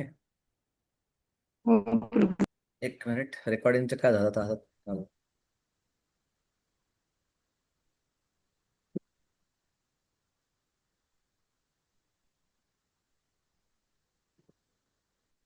हा, तर काय सांगतो तुम्ही? हा, शुद्ध होतं शुद्ध आवश्यक. 22 भक्तांच्या श्लोक पुन्हा एकदा. भक्तीच्या त्यांना ज्या प्रचारासाठी. आवश्यकता आहेत त्या आवश्यकतासाठी भगवंताकडच प्रार्थना करतात. आणि कधी कधी शुद्ध भक्तांना भौतिक गरजांची पण आवश्यकता असते. जर एखादी गोष्ट त्यांच्या भक्तीमध्ये बाधा आणते, उदाहरणार्थ एखादा जॉब गेला आणि तो मानसिकदृष्ट्या अस्थिर झालाय, कारण तो पैसा नाही त्याच्या घरात, आणि पैसा नसल्यावर बेसिक गोष्टीच तो घरात पूर्ण करू शकत नाहीये, आणि त्याला भक्तीकडे लक्ष जात नाहीये, शांतपणे भक्ती करू शकत नाहीये, तीव्रपणे भक्ती करू शकत नाहीये. अशा वेळी भक्त हा भगवंताकडे जातो आणि प्रार्थना करतो भगवंतांना की कृपया मला चांगला जॉब मिळवून द्या, जेणेकरून तुमची तुमची सेवा मी चांगल्या प्रकारे करू शकेन. अशा प्रकारे भगवंतासाठी कोणी प्रार्थना केली तर ती शुद्ध भक्तीचं पार्ट आहे. त्याला आपण अभक्ती किंवा भौतिक इच्छा म्हणून नाकारू नये. तो शुद्ध भक्तीचाच भाग येतो. पण अशी प्रार्थना ऑकेजनल असावी, रेग्युलर नव्हे, रोजच्या रोज न जाऊ नये. कधीतरी 10 वर्षात केली ठीक आहे, हरकत नाही. 2-3 वर्ष कधीतरी केली ठीक आहे, हरकत नाही. पण रोज जाऊन भगवंतासमोर तू चांगली भक्ती करायची आहे, एवढे हजार द्या, तू चांगली भक्ती करायची आहे, हे द्या, तू चांगली भक्ती करायची आहे, हे द्या, असं कर चालणार नाही. ती शुद्ध भक्ती गणली जात नाही. ओके ओके, ज्या जीवाला, शेवटच्या परिषद म्हणतात, ज्या जीवाला भगवत धामात जायची इच्छा आहे त्यांच्यासाठी भौतिक इच्छा विघ्नकारी असतात. आणि म्हणून अल्पबुद्धी जीवांना इच्छित असले भौतिक लाभ विशुद्ध भगवताला प्राप्त करण्यात येत नाही. शुद्ध भक्तानं एखादी भौतिक लाभाची प्रार्थना केली तर भगवंत पूर्ण करणार नाही, जर ते आपल्या भक्तीच्या आडवं येत असेल तर. आणि म्हणून भगवंत सगळ्या प्रार्थना पूर्ण करतात आपल्या. भगवंत काही प्रार्थना पूर्ण करतात आणि काही प्रार्थना बोलल्यावर भगवंत वेट, थांब, आता तुला गरजेचं नाहीये ते, आता तुला मिळालं, तू भक्तीपासून डेव्हिएट होऊ शकशील, भक्तीपासून विचलित होऊ शकशील. म्हणून भगवंत सगळ्या आपल्या इच्छा पूर्ण करत नाही. त्यांना माहिती आहे काय आपलं गरजेचं आहे, तेवढ्याच इच्छा ते आपल्या पूर्ण करतात. कारण असे इच्छित लाभ झाल्यामुळे अल्पबुद्धी जीव हे भगवंताच्या भक्तिपूर्ण सेवेमध्ये युक्त होण्यापेक्षा प्राकृत जगतातील देवदेवतांची उपासना करणे पसंत करतात. ओके. सो हे ऐकल्यावर अर्जुन म्हणले की तुम्ही एका प्रकारे हे आहात ना, तुम्ही एका प्रकारे अन्यायी आहात की देवतांची भक्ती केल्यावर त्यांना तुम्ही स्वतःची भक्ती प्रदान करत नाहीये. देवतांची भक्ती त्यांना भगवंतामध्ये घेऊन जात नाहीये, पण तुमची भक्ती केल्यावर त्यांना भगवंतामध्ये घेऊन जात आहे. तुमची भक्ती केल्यावर त्यांना शुद्ध भक्ती, कृष्ण प्रेम, जीवनाचा परिपूर्णत्व, शाश्वत आनंद देत आहे. हा अन्याय नाहीये? असा प्रश्न अर्जुनाच्या मनात रेंगाळत होता आणि त्याचं उत्तर भगवान देत आहेत श्लोक क्रमांक 23 मध्ये. अंतवत्तु फलम तेषां तद्भावत्यल्पमेधसां देवान् देवयजो यान्ति मद्भक्तां यान्ति मामकी.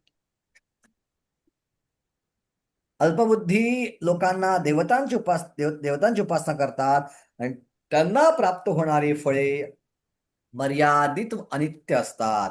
देवतांचे उपासक देवलोकांची प्राप्ती करतात, तर माझे भक्त माझ्या परमधामाची प्राप्ती करतात. सो का बरं, कशा प्रकारे भगवंत सांगतात या श्लोकामध्ये की नाही मी अन्यायकारी नाहीये.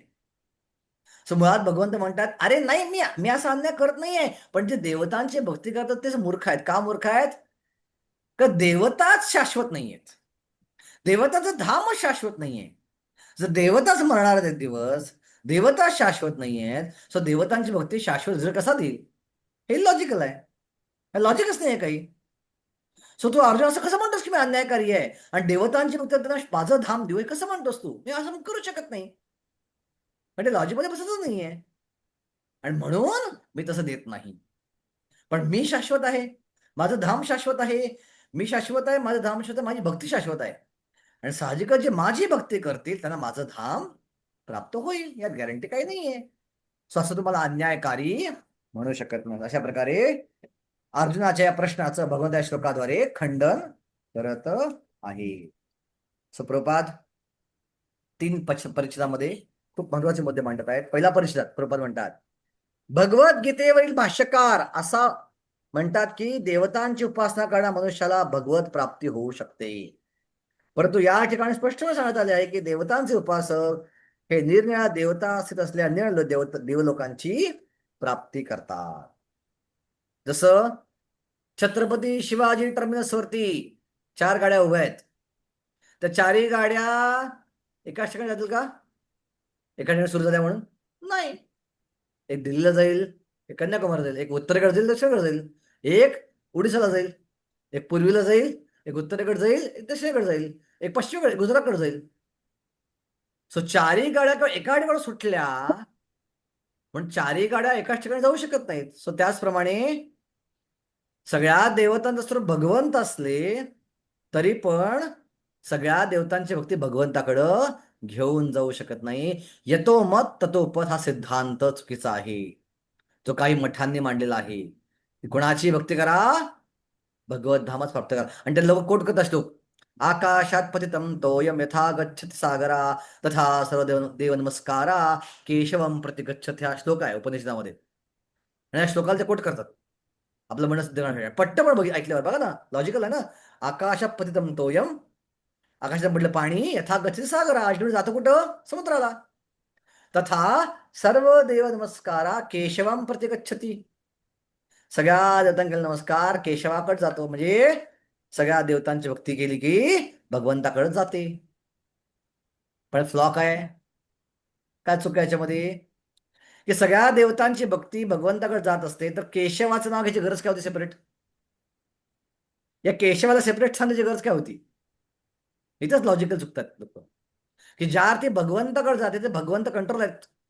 या देवतांना केलं नमस्कार, कंट्रोल कोण आहेत? भगवंत आहेत. या देवता इंडिपेंडेंट नाही आहेत. इथंच ते लोक अडकत आहेत.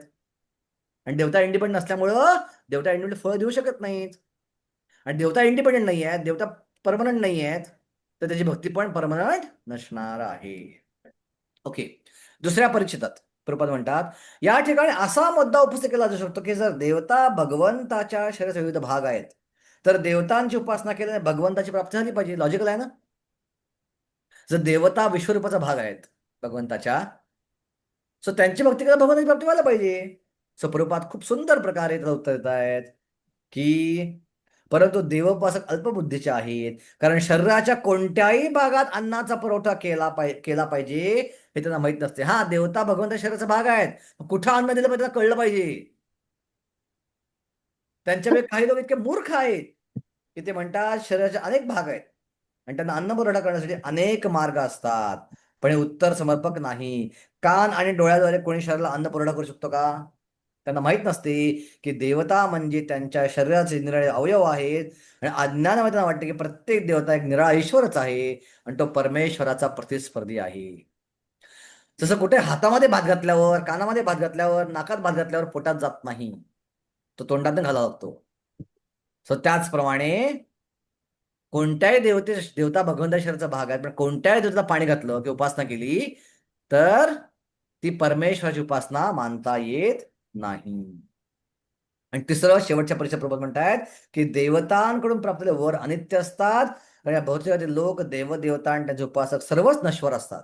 देवता पण नश्वर आहेत, त्याचे उपासक पण नश्वर आहेत. आणि म्हणून या श्लोकात स्पष्ट सांगण्यात आले की देवतांची उपासना करून ते सर्व लाभ क्षणिक असतात आणि याच तो अशी उपासना करून अल्पबुद्धी जीवच करतात. सो जगात गर्दी कुठल्या मंदिरात असते? इस्कॉनच्या मंदिरात गर्दी जास्त असते का देवीच्या मंदिरात गर्दी जास्त असते? ज्योतिबा खंडोबाला गर्दी जास्त असते का इस्कॉनला गर्दी जास्त असते? लोक जेजुरीला जास्त असतात, खंडोबाला. ज्योतिबा खंडोबा. लोक देवीला अंबाबाईला जास्त असतात, तुळजापूरला जास्त असतात का? त्या देवता आहेत आणि त्या झटकन इच्छा पूर्ण करतात म्हणून तिकडे लोक जास्त असतात. गावदेवीचे लोक जास्त पूजा करतात उत्साहानं. गावदेवीचा उत्सव खूप उत्साहानं करतात खेडेगावात लोक. गावदेवीचा उत्सव आमच्याकडे आहे. पण इस्कॉनचा उत्सव म्हटल्यावर तिकडे कोण जाणार बाबा, हरे कृष्ण वाले नको बाबा. ते सांगतात हा शुद्ध भक्ती करा, भगवंताची सेवा करा, भौतिक इच्छा सोडून द्या. नको, तिकडे जायला नको. पण आमची गावदेवी छान आहे, त्यांच्या उत्सवात मात्र अगदी उत्साहानं सहभागी होणार. पण गावदेव सांगत नाही चिकन खाऊ नका, गावदेव सांगत नाही नॉनव्हेज खाऊ नका, दारू पिऊ नका, गावदेव सांगत नाही जुगार खेळू नका, व्यभिचार करू नका, हे गावदेव सांगत नाही. मग कृष्ण म्हणतात हे केलं पाहिजे. म्हणजे इस्कॉनवाल्यांकडे जाणार नाही, हरे कृष्णवाल्यांकडं जाणार नाही. Okay okay. आता अर्जुन भगवंत म्हणतात अरे देवतांची उपासना करणं सोडा, ते तर मूर्ख आहेतच, पण इवन जे वेद वाचतात आणि वेद वाचणारे ज्ञानी आहेत तेही मला जाणू शकत नाही, तेही मूर्ख आहेत. आणि त्याला काय म्हणतात? अव्यक्तम व्यक्तिमापन्नम मन्यन्ते माम अबुद्धयो परम भावमजानंतो मम भूत महेश्वरम. अव्यक्तम व्यक्तिमापन्नम, ते काय म्हणतात? मी अव्यक्त आहे, माझं मूळ स्वरूप काय आहे? अव्यक्त, निर्विशेष आहे. पण हा निर्विशेष ब्रह्मज्योती काही काळासाठी व्यक्त रूपात कृष्ण आणि रामाच्या रूपात जन्म घेतात पृथ्वीवरती. अव्यक्तम व्यक्तिमापन्नम मन्यन्ते मग अबुद्धयो. बघा अबुद्धयो, बुद्धी नसलेला, हे बुद्धी नसलेले आहेत. परम भावम अजानंतो. भाव म्हणजे काय? भाव शब्दाचा अर्थ काय? सो मेधिन ऋषी आहेत, या मेधिन ऋषींनी भाव शब्दाचे अनेक अर्थ सांगितलेत. भाव म्हणजे स्वभाव. सो स्वभाव असा एक भाव आहे. त्यानंतर एखाद्याचं उद्देश, एखाद्या गोष्टी मागतो म्हणून भाव आहे. तुझा काय भाव याच्या मागं, उद्देश काय याच्या मागं, तो अर्थ होतो भावाचा. त्यानंतर प्रयत्न, प्रयत्नामध्ये कधी भाव असे वापरतात, काय भाव केला त्यानं, किती प्रयत्न केले. त्यानंतर आत्मा, आत्म्याला सुद्धा कधी भाव म्हणतात. जन्म, भवबंधन, भावबंधन, सगळं भाव म्हणतात. त्यानंतर ऍक्शन किंवा कृती, त्याला पण भाव शब्द वापरला जातो. लीला हा पण भाव आहे. सो भाव शब्दाचे अनेक अर्थ आहेत. सो भाव म्हणजे काय? स्वतः. सो कृष्ण परम भाव. सो परम भाव म्हणजे काय? मला स्वतःला, म्हणजेच माझ्या रूपाला अजानंत, ते जाणू शकत नाही. आणि नुसतं भाव, माझं रूप नव्हे, लीला, माझी लीला पण जाणू शकत नाहीत, माझे कर्म पण जाणू शकत नाहीत. माझं कर्म, माझं रूप, माझ्या लीला आणि माझा जन्म, या सगळ्या गोष्टी हे जाणू शकत नाही, कारण ते अबुद्ध आहेत. सो केवळ वेदांचं वाचन करून पण मला जाणता येत नाही. आणि प्रभुपाद तात्पर्यात कोट करतात अथापि ते देवपदाम्बुजद्वया प्रसादलेशानुगृहीत एव हि जानाति तत्त्वं भगवन्महिम्नो न चान्य एकोऽपि चिरन् विचिन्वन्. हा श्लोक प्रभुपाद तत्पर कोट करतायत. हा श्लोक कोणी बोललाय? ब्रह्मदेवानी ब्रह्मविमोहन लीलेनंतर बोललेला हा श्लोक आहे. ब्रह्मविमोहन लीला ब्रह्मदेव प्रार्थना अर्पण करतायत. याचा अर्थ, हे भगवान, जर मनुष्यानं तुमच्या चरणकमलांची लेशमात्र कृपा जर झाली तरी तो तुमचे महान स्वरूप जाणू शकतो, परंतु अनेक अनेक वर्ष वेदाध्ययन करणारे तुम्हाला जाणू शकत नाहीत. केवळ वेदाध्ययनाने की मानसिक तर्काद्वारे भगवान श्रीकृष्ण रूप, गुण किंवा नाम इत्यादी जाणणे शक्य नाही. किंवा भक्ती योगाद्वारेच मनुष्य जाणू शकतो. हरे कृष्णा कृष्णा कृष्णा हरे हरे, हरे राम राम राम हरे हरे, या महामंत्राचा जप करूनच जेव्हा मनुष्य पूर्णपणे कृष्ण भावनामध्ये युक्त होतो तेव्हाच तो भगवंतांना जाणू शकतो. सो भगवंताला जाणून घ्यायचा आहे, भगवंताचा भाव जाणून घ्यायचा आहे. परम भाव तर काय पाहिजे? प्रसाद पाहिजे. प्रसाद लेशान, बघा श्लोकामध्ये शब्द ना, प्रसाद लेशान गृहीत एवही. जोपर्यंत भगवंताचा प्रसाद मिळत नाही, आपण जो प्रसाद खातो तो काय आहे? तो भगवंताची कृपाच आहे ना, ती भगवंताची कृपाच आहे. प्रसादचा अर्थ काय? प्रभूंचे साक्षात दर्शन. प्रसाद, प्रभूंचे साक्षात दर्शन. भगवंतांना पाहायचं आहे ना, प्रत्यक्ष आहेत भगवंत इथं प्रसादच्या रूपात. भगवंत सगळ्यात आकर्षक रूप कोणतं आहे? प्रसाद. विग्रहांकडे लोक आकर्षित होणार नाहीत, सेवेकडं अजिबात नाही. बापरे, सेवा कोण करणार? नामाकडं जबरदस्तीनं 16 माळा करायचे आहेत, दीक्षा घेतली आहे, गुरुसमोर शपथ घेतली आहे, 16 माळाचा जप करीन, 4 नियमाचं पालन करीन, यज्ञ केलाय स्वाहा करून, आता केलंच पाहिजे, आता ऑप्शन नाहीये, आवडो. पण प्रसाद म्हटलं की हा, प्रसादाकडे मात्र सगळे आकर्षित होतात. सगळ्याला प्रसाद देतात सगळ्या पहिल्याला. प्रसाद खाल्ल्यावर कृपा येते, आणि कृपा आली कीच भगवंताविषयी जाणून घेता येतं. सो हे देवतांचे उपासक सोडाचो, वैदिक लोक पण, वेदांचं अध्ययन करणारे पण, उपदेशाचं अध्ययन करणारे पण मला जाणू शकत नाही. ओके, सो ह्याचा अर्थ काय? अर्जुन असा विचार करेल की याचा अर्थ तुमचं ज्ञान पण एका प्रकारे झाकलं गेलेलं आहे का? तुमचं ज्ञान पण ओके, ते का जाणू शकत नाहीत? का ते बरं जाणू शकत नाही मला? असा प्रश्न अर्जुन मला पडेल. का वेदांचा अभ्यास करतायत आणि वेद तुमच्यापासून आलेले आहेत, तर प्रॉब्लेम काय जाणून घ्याल त्यांना? आणि त्याला उत्तर भगवंत देतात पुढच्या श्लोकामध्ये, नाहम प्रकाश सर्वस्य योगमाया समावृता मूढोऽयं नाभिजानाति मामेभ्यं लोको माम अजमव्ययम्. मूढ अज्ञानी लोकांना मी कधीही प्रकट होत नाही, माझ्या अंतरंग शक्तीद्वारे मी त्यांना अप्रकट राहतो, आणि म्हणून अजन्म अच्युत असल्याचे ते जाणू शकत नाही. ते मला का जाणू शकत नाही? चक्रवर्ती देतात की जसं जम्बूद्वीपावर मध्ये मेरू पर्वत आहे आणि सूर्य जेव्हा मेरू पर्वताच्या मागं जातो सूर्यदृष्ट बंद होतं, सो त्याचप्रमाणे मी काही लोकांसमोर प्रकट झालो तरच ते मला जाणू शकतात, आणि काही लोकांसमोर अप्रकट होतो. सो हे माझ्या हातात आहे, कुणासमोर माझं ज्ञान प्रकट करणं, कुणासमोर माझी अनुभूती प्रकट करणं, आणि कुणासमोर प्रकट न करणं. सो स्वतःला मी योग मायेद्वारे झाकून घेतलेला आहे, आणि योग मायेद्वारे झाकून घेतल्यामुळं मला लोक जाणू शकत नाही. माझ्या डोळ्यावर पडदा ठेवला मुद्दाम मी, आणि डोळ्यावर पडदा असल्यामुळं मला जाणू शकत नाही. पडदा कोणाच्या डोळ्यावर आहे? माझ्या डोळ्यावर नाहीये. हा पडदा मी लोकांच्या डोळ्यावर टाकलाय, आणि लोकांच्या डोळ्यावर टाकल्यावर, पडद्यावर टाकल्यामुळे ते मला जाणू शकत नाही, असं भगवान श्रीकृष्ण इथं म्हणत आहे. सो मग चक्रवर्ती पाद एक सुंदर प्रश्न विचारतायत की ठीक आहे, सामान्य माणसात तुम्ही रिव्हील करता, काही ना रिव्हील करता, काही ना रिव्हील करता. उदाहरणार्थ, ज्यावेळी कौरव सभेमध्ये किंवा भगवा युधिष्ठिर महाराजांच्या राजसूय यज्ञामध्ये अग्रपूजेचा भाग आला, अग्रपूजेचा भाग आल्यावर युधिष्ठिर महाराज मोठ्यानं विचारलं की अग्रपूजा कोणाला अर्पण केली पाहिजे, आणि भीष्मदेव उठल्याने काय म्हणाले की अग्रपूजेचा भागीदारी फक्त आणि फक्त भगवान श्रीकृष्णच आहेत. सहदेव उठल्याने म्हणाले अग्रपूज्य भागधेय फक्त आणि फक्त भगवान श्रीकृष्णच आहेत. आणि कसे भगवंत श्रीकृष्ण भगवंत आहेत त्यांनी सिद्ध करून दाखवलं आपल्या बोलण्याद्वारे. त्यांना कळलं होतं, पण शिशुपालला कळलं का? नाही कळलं. शिशुपाल सगळं ऐकलं पण त्याला कळलं नाही, कारण भगवंताने प्रकट केलं नाही, कारण शिशुपाल भक्त नव्हता. ज्यावेळी शांती सभेमध्ये भगवंत आले होते त्यांनी आपलं पार्शल युनिव्हर्सल फॉर्म, ओके, आपलं थोडं विश्वरूप दाखवलं.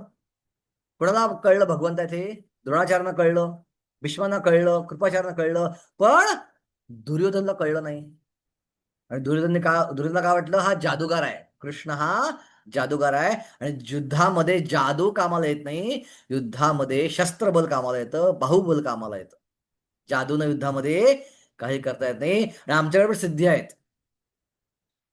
आमच्या सिद्धी आम्ही वापरू शकतो युद्धामध्ये. तुमच्या सिद्धीची आम्हाला काही भीती नाही. बघा, कारण त्यासमोर भगवंतांनी सला झाकून टाकलं, त्यांच्या डोळ्याचा पडदा टाकला होता भगवंतांनी, आणि तो पडदा टाकल्यामुळं ते पाहू शकत नव्हते. आणि कोणती मराठीच म्हणतायत, माया जवनिका छन्नम आद्य दोक्षम अव्ययम न लक्षसे मूळदृशा नटो नाट्यो धरो येता.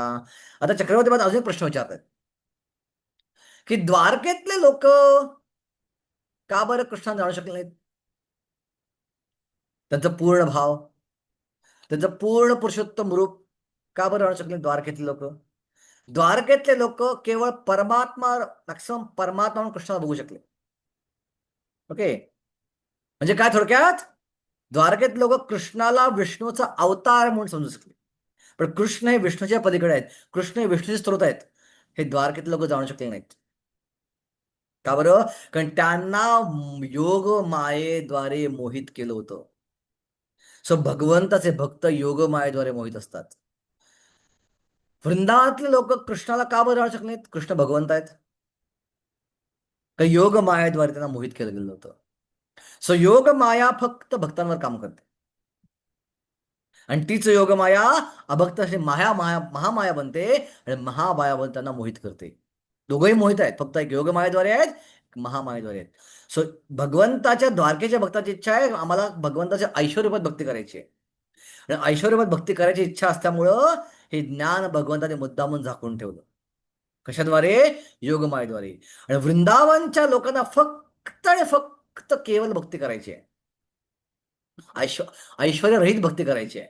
आणि ऐश्वर्यरहित भक्ती करायची असल्यामुळे योगमायेद्वारे हे ज्ञान जे आहे हे भगवंताने झाकून ठेवलं.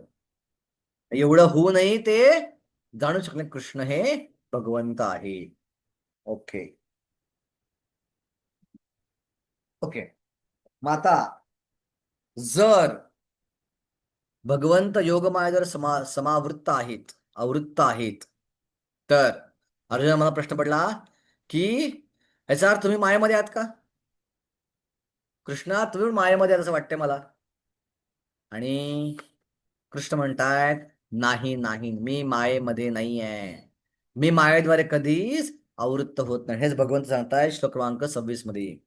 वेदाहम समतैतानि वर्तमानानि च अर्जुना भविष्यानि च भूतानि माम तु वेद न कश्चनः. की मी सगळं जाणतो, भूत वर्तमान भविष्य, पण माम तू वेद कशना, मला कोणीच जाणू शकत नाही. हे अर्जुन, मी पुरुषोत्तम भगवान भूतकाळात घडले सर्व काही, वर्तमानात घडलेले सर्व काही, आणि भविष्यात घडणारे सर्व काही जाणतो. मी सर्व जीवांना जाणतो, परंतु मला कोणीही जाणत नाही. आता माझा सगळ्या विद्वान भक्तांना प्रश्न आहे, तुम्ही सगळे विद्वान आहात ना सगळे विद्वान? तर सगळ्या विद्वान भक्तांना माझा एक प्रश्न आहे आता, की जर भगवंत आपलं भविष्य जाणतात, तर मग आपलं जीवन, आपल्या स्वतंत्र इच्छेचा अर्थ काय? जर भगवंत आपलं भविष्य जाणतात, इथं म्हटलं भगवंत ना, भविष्य आणि जे आम्ही सगळ्यांचं भविष्य जाणतो, आपलं काय भविष्य आहे भगवंतांना माहितीये. माझं भविष्य भगवंतांना माहिती आहे, तर माझ्या प्रयत्नांना अर्थ काय? माझ्या इच्छेला अर्थ काय? माझ्या भक्तीचा अर्थ काय? त्याचं आधीच सगळं माहिती आहे, तर काय अर्थ आला? याचा मी रोबोट झालो, बरोबर ना? सगळं पुढचं घडणार आधीच माहिती आहे. कसं समजून घ्यायचं हे. वल्लभिल्ला माताजी, काय वाटतं तुम्हाला? तर तुमचं भविष्य भगवंतांना ऑलरेडी माहिती आहे. तुम्ही रोबोट झालात, मग रोबोट त्यांच्या हातात आहे. मग तुमची स्वतंत्र इच्छा, तुमचे प्रयत्न, तुमची साधना भक्ती, तुमची सेवा, तुमची तपस्या, याला अर्थ काय?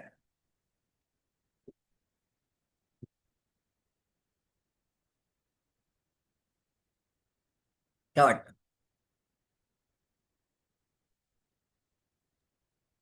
आपल्याला भगवंतांना प्रसन्न करायचं आहे, त्यांची भक्ती सोडायची नाही हे आपण लक्षात ठेवावं.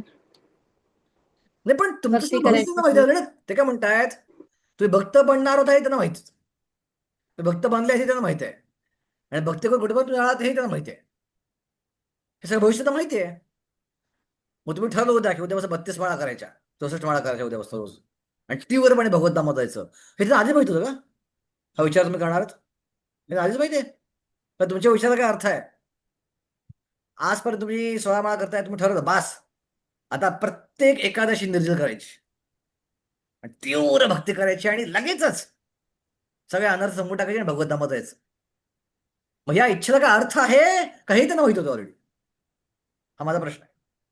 ते विधिलिखित आहे ना, भगवंताच्या इच्छेमुळेच आपण भक्तीमध्ये आलो वगैरे. मग भगवंताच्या इच्छेमुळे आपण कुठे आलो? भक्तीमध्ये आलो? हा, अजिबात नाही. म्हणजे विधिलिखित भगवंताची आपण इच्छा म्हणतो ना प्रत्येक जीवाला की भक्ती करावी. पण नाही, सगळ्याची भक्ती करतात का? पण पूर्वकर्म नाही, पूर्वकर्म आपली हा, चांगली असते. पूर्वकर्म आपली होती ना.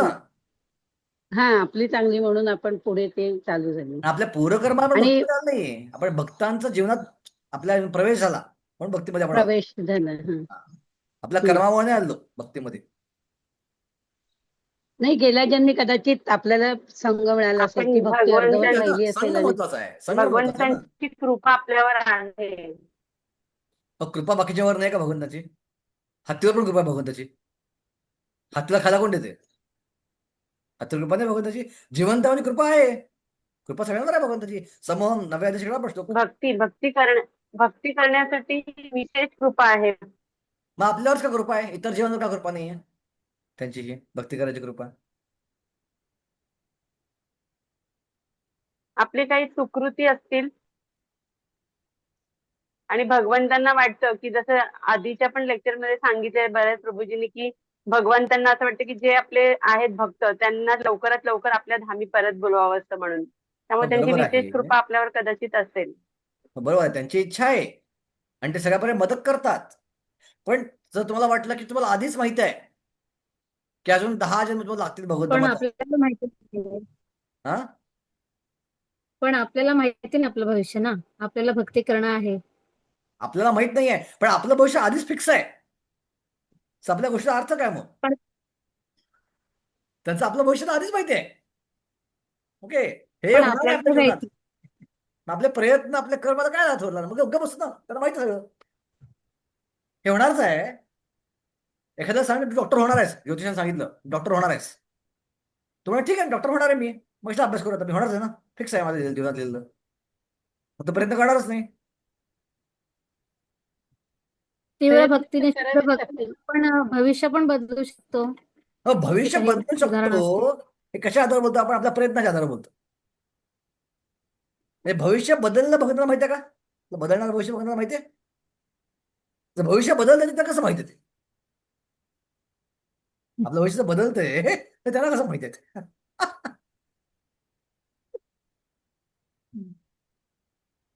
ओके, हा प्रश्न थोडा गोंधळ टाकणार आहे, पण याचं उत्तर फार महत्वाचं आहे. ओके, सर श्लोकाचा अर्थ जर आपण व्यवस्थित समजून घेता, अदरवाईज लोक गोंधळतात श्लोकामुळे खूप, की माझं भविष्य ऑलरेडी माहिती आहे लोकांना. आणि एखादा अभक्ताने श्लोक वाचला हा किंवा ट्रॅप करू शकतो या श्लोकामध्ये. एखादा ट्रॅप करायचा प्रयत्न केला, मी का मला सांगतोय, एका अभक्ताने ट्रॅप करायचा प्रयत्न केला श्लोकाचा आधार घेऊन. भगवंत म्हणतात मला तुमचं भविष्य माहीत आहे. कशाच्या आधारावरती? आपल्या गुणांच्या आधारावरती. भगवंतांना आपण कोणत्या गुणात स्थित आहोत, किती सत्वगुण आपल्याकडे आहे, किती रजो आहे, किती तमो आहे, हे माहित आहे. आणि गुणांच्या आधारावर कसा व्यक्ती विचार करतो, आणि कसा विचार कोणता निर्णय घेईल हे त्यांना माहिती आहे.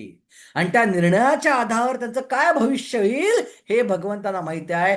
जोपर्यंत आपण भक्ती करत नाही तोपर्यंत आपलं भविष्याला माहिती आहे. पण ज्या क्षणी आपल्या जीवनात भक्तांचा प्रवेश होतो, आपलं भविष्य बदलतं. आणि ते भविष्य बदलतं ते भगवंतांना माहित नसतं.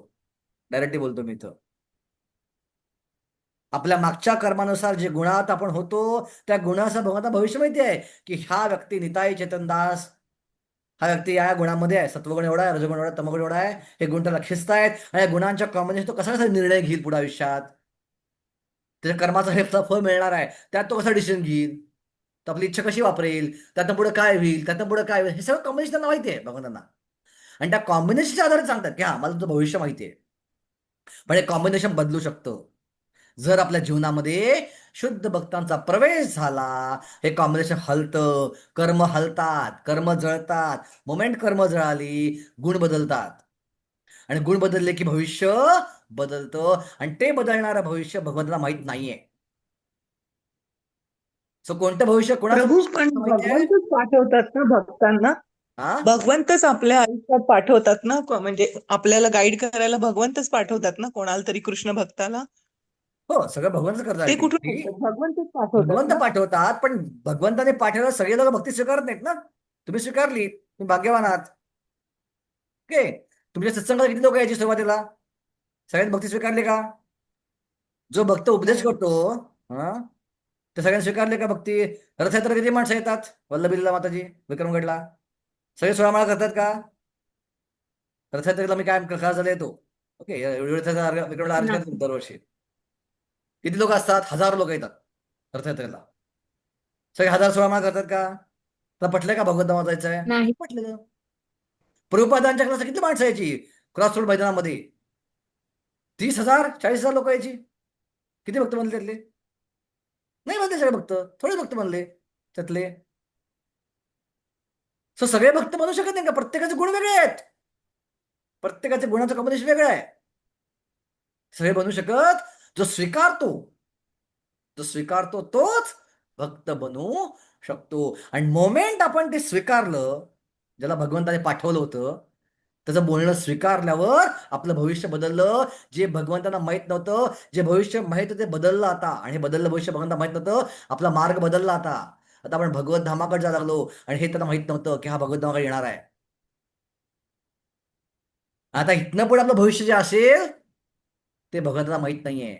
आता आपल्या हातात आहे. आता किती तीव्रपणे आपण शुद्धीकरण करू आपलं, किती तीव्रपणे शरण घेऊ त्यांची, त्यावर भविष्य बदलणार आहे आपलं. कधी भगवत जाणार हे त्यांना माहित नाही भगवंतांना. आता आपल्या हातात आहे. आता बॉल आपल्या हातात भगवंताने दिलाय. ओके, तू ठरवलंस ना माझ्याकडे यायचं, चल तुझं मागचं बदल तुम्ही सगळं बस. मागचा एंड, कर्माचा डी एंड करून टाकला. आता पूर्णपणे निर्णय तुझ्या भक्तीवर अवलंबून आहे. आता तू ठरव तुला काही तीव्रपणे करायचे. आणि तीव्रपणे केल्यावर कधी भगवत धामा जाणारे बदलू शकतो आणि ते भगवंताला माहित नाही. आणि हेच प्रूव्ह करता आपण रोबोट नाही आहोत. स्वतंत्र इच्छा भगवंतांनी आपल्याला दिलेली आहे. हा याचा अर्थ आहे. क्लिअर आहे का? गोंधळ झाला काही? मला सांगा. क्लिअर झालं? प्रभूजी एक प्रश्न होता. मागे आपण असं डिस्कस केलेलं की दीक्षा घेतल्यावर व्यक्तीची सुख दुःख जी येतात त्याच्या जीवनात ती भगवंत म्हणजे परीक्षा घेण्यासाठी देतात, त्याच्या स्वतःच्या कर्मांची नसतात. तर बरोबर. मग समजून घ्यायचं की म्हणजे भगवंत आता इथे म्हणताय तुम्ही की भविष्य ते नाही ठरवू शकत किंवा नाही सांगू शकत एकदा भक्त झाला व्यक्ती की. मग म्हणजे हे कसं काय, म्हणजे मला ते कन्फ्युज झालं थोडंसं. सुख दुःख मग ते ते सुख करणे दुःख पुढे कसं? देतात. सुख दुःख जे भगवंत देतात आपल्याच कर्माचा भाग आपल्याला परत त्यांच्या करणे पुढे देतात ते. की एखादा व्यक्ती ओके. भक्ती मार्गात प्रगती करायला लागलाय आणि प्रगती करताना थोडासा आळस करायला लागलाय. पहिल्या खूप उत्साहाने भक्ती करतात, आता कॅज्युअली भक्ती घ्यायला लागलाय. ओके, कंटाळा करायला लागलाय. त्याला वाटतं आता आरामात होऊन जाईल. तो तीव्रता तेवढी इंटरेस्ट दाखवत नाहीये. मग भगवान ठीक आहे, याला काहीतरी आपण मस्ती, त्याला काहीतरी फटका दिला पाहिजे. उद्देश काय? त्याची भक्ती स्वतःहून भक्ती तीव्र करावी, हा त्याचा उद्देश आहे. भगवंत आपल्याच कर्माला टोकन रिएक्शन देतात जेणेकरून आपली भक्ती आपण तीव्र करू शकू. पण काय काय असे भक्त पण असतात जे भगवंताचे फटके गोंधळतात आणि भक्ती सोडून देतात. आणि मोमेंट भक्ती सोडून दिली परत भविष्य बदलतं, परत तो कर्माच्या आधिपत्याखाली येतो. आणि परत रुटीन मार्गाला लागतो बघा. सो फटके भगवंताचे मिळणं आणि भगवंताचं सुख देणं, कधी कधी फक्त निराश होतो त्याला, कधी ती अनर्थेवरती लांबची प्रक्रिया, कधी कधी निराश येते आणि त्याला थोडी प्रेरणा मिळेल भक्तीमध्ये, भगवंत थोडं सुख देतात. हे थोडं सुख तुला, चांगला आहे, भक्तीकडे मजा पण येते, जेणेकरून अधिक उत्साह भक्तीमध्ये वाढावा. ओके, ही भगवंताची करुणा आपल्याप्रती. पण भविष्य आपल्या हातात आहे. त्याने आपल्याला बॉल देऊन टाकला, तुम्ही ठरवा कधी तुम्हाला यायचं आहे. ओके, झालं क्लिअर? हाँ प्रभुजी, हरी बोल, हरे कृष्ण प्रभुजी. सुखीची राधिकाई आहे. तर प्रभुजी आता आपण म्हणतोय की भक्तांचं म्हणजे भगवंतांना, पण तसे जे एक्झॉल्टेड डिवोटीज आहेत किंवा आपण जसे गुरु महाराजांना आपण बघतो फिजिकली वगैरे त्रास होतो, तर ते कसं अंडरस्टँड करून घ्यायचं? ते तर या लेवलचं नाहीये. एक्झॉल्टेड डिवोटीजला त्रास हा भगवंत मुद्दामून त्यांना देतात त्यांचं गुणगान करण्यासाठी, की भक्त कसा असतो ह्याचं उदाहरण जगासमोर देण्यासाठी, की एवढे त्रास सहन करू नये, हा माझी भक्ती सोडत नाही. सो माझ्या भक्ताचं क्वालिफिकेशन काय आहे, माझ्या भक्त किती इंटेन्सली माझा आश्रय घेतो, तो कधीही विचलित होत नाही माझ्या भक्तीपासनं.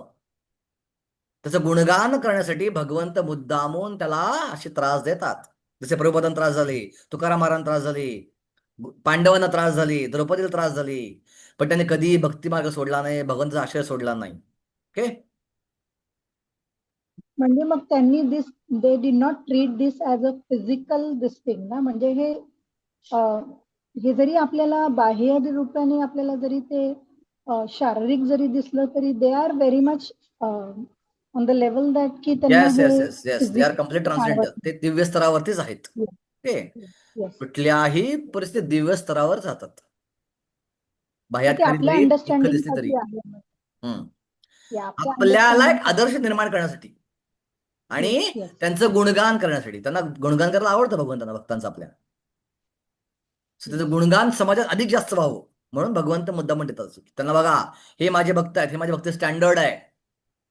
ओके, उद्या तुमच्या जेव्हा समस्या आल्या ह्यांच्याकडे बघा, ह्याने किती समस्या बघल्या आहेत, ह्याने भक्ती सोडली का? नाही सोडली भक्ती, तुम्ही पण सोडू नका. हे स्टँडर्ड सेट करण्यासाठी भगवंत असं करतात. त्यांच्या माध्यमातनं लेखीमध्ये सुनेलं असतं ते, त्यांच्या माध्यमात आपल्याला शिकवतात.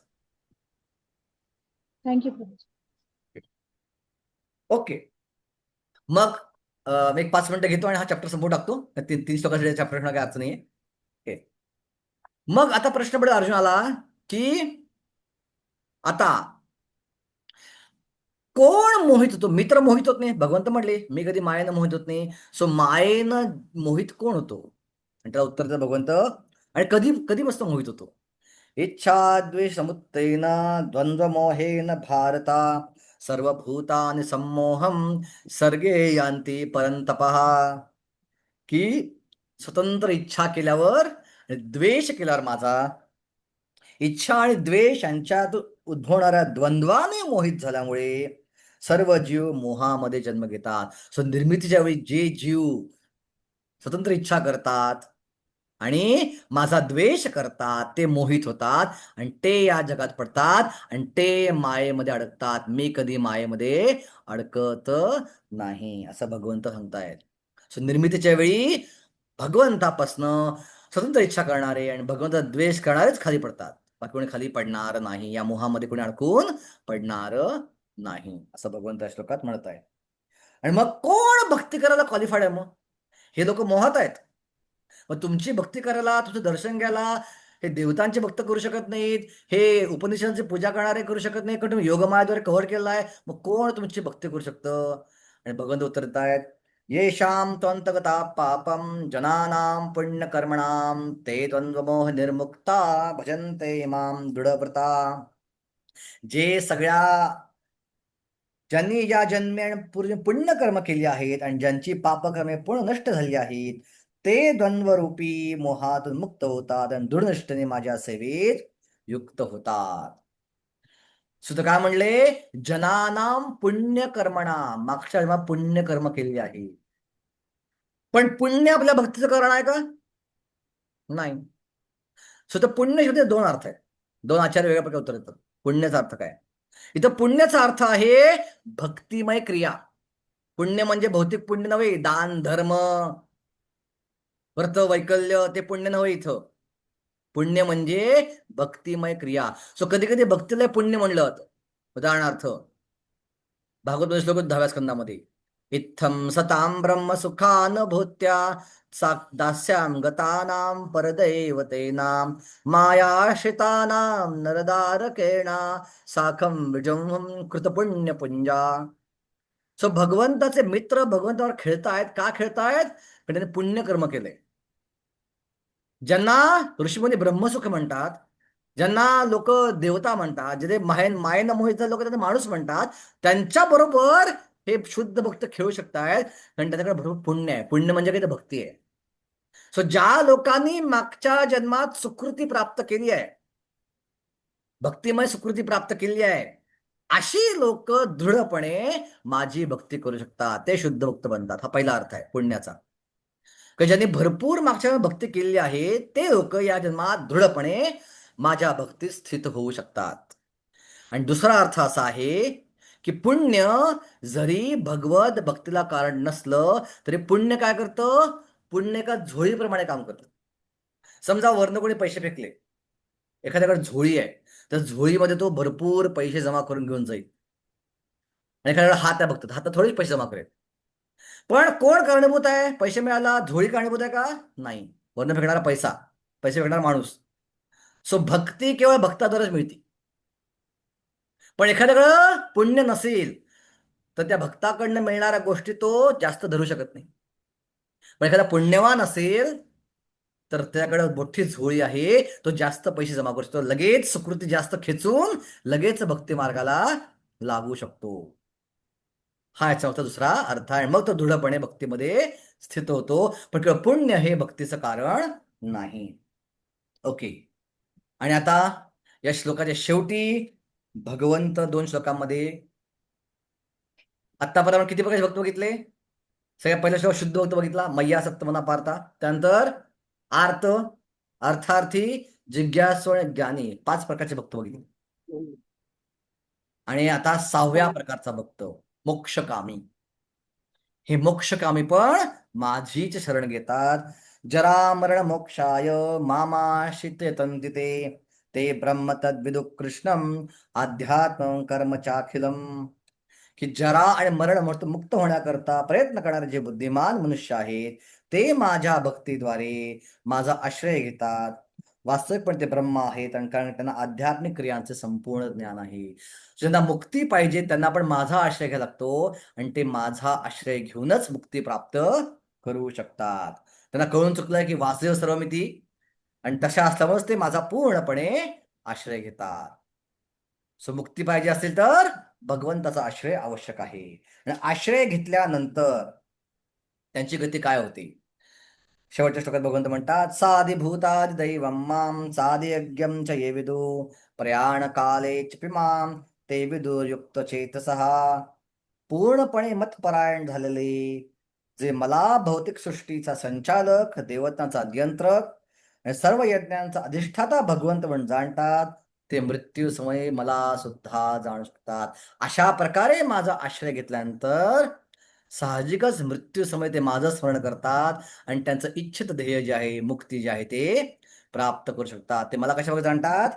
आदिभूत, आदिदैव आणि आदियज्ञ. मी आदियज्ञ आहे, आदिभूत आहे आणि आदिदैव आहे. अशा प्रकारे जाणून ते मुक्ती प्राप्त करतात. पण हे शुद्ध भक्त नाही आहेत, हे पण मोक्षकामी आहेत, त्या मुक्ती परायण आहेत.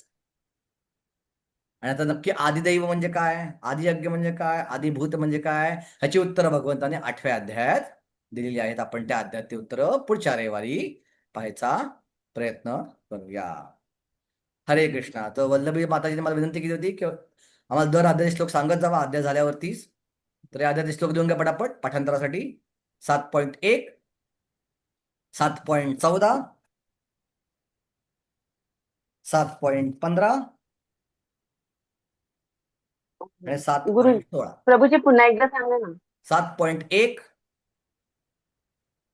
7.14, 15, 16.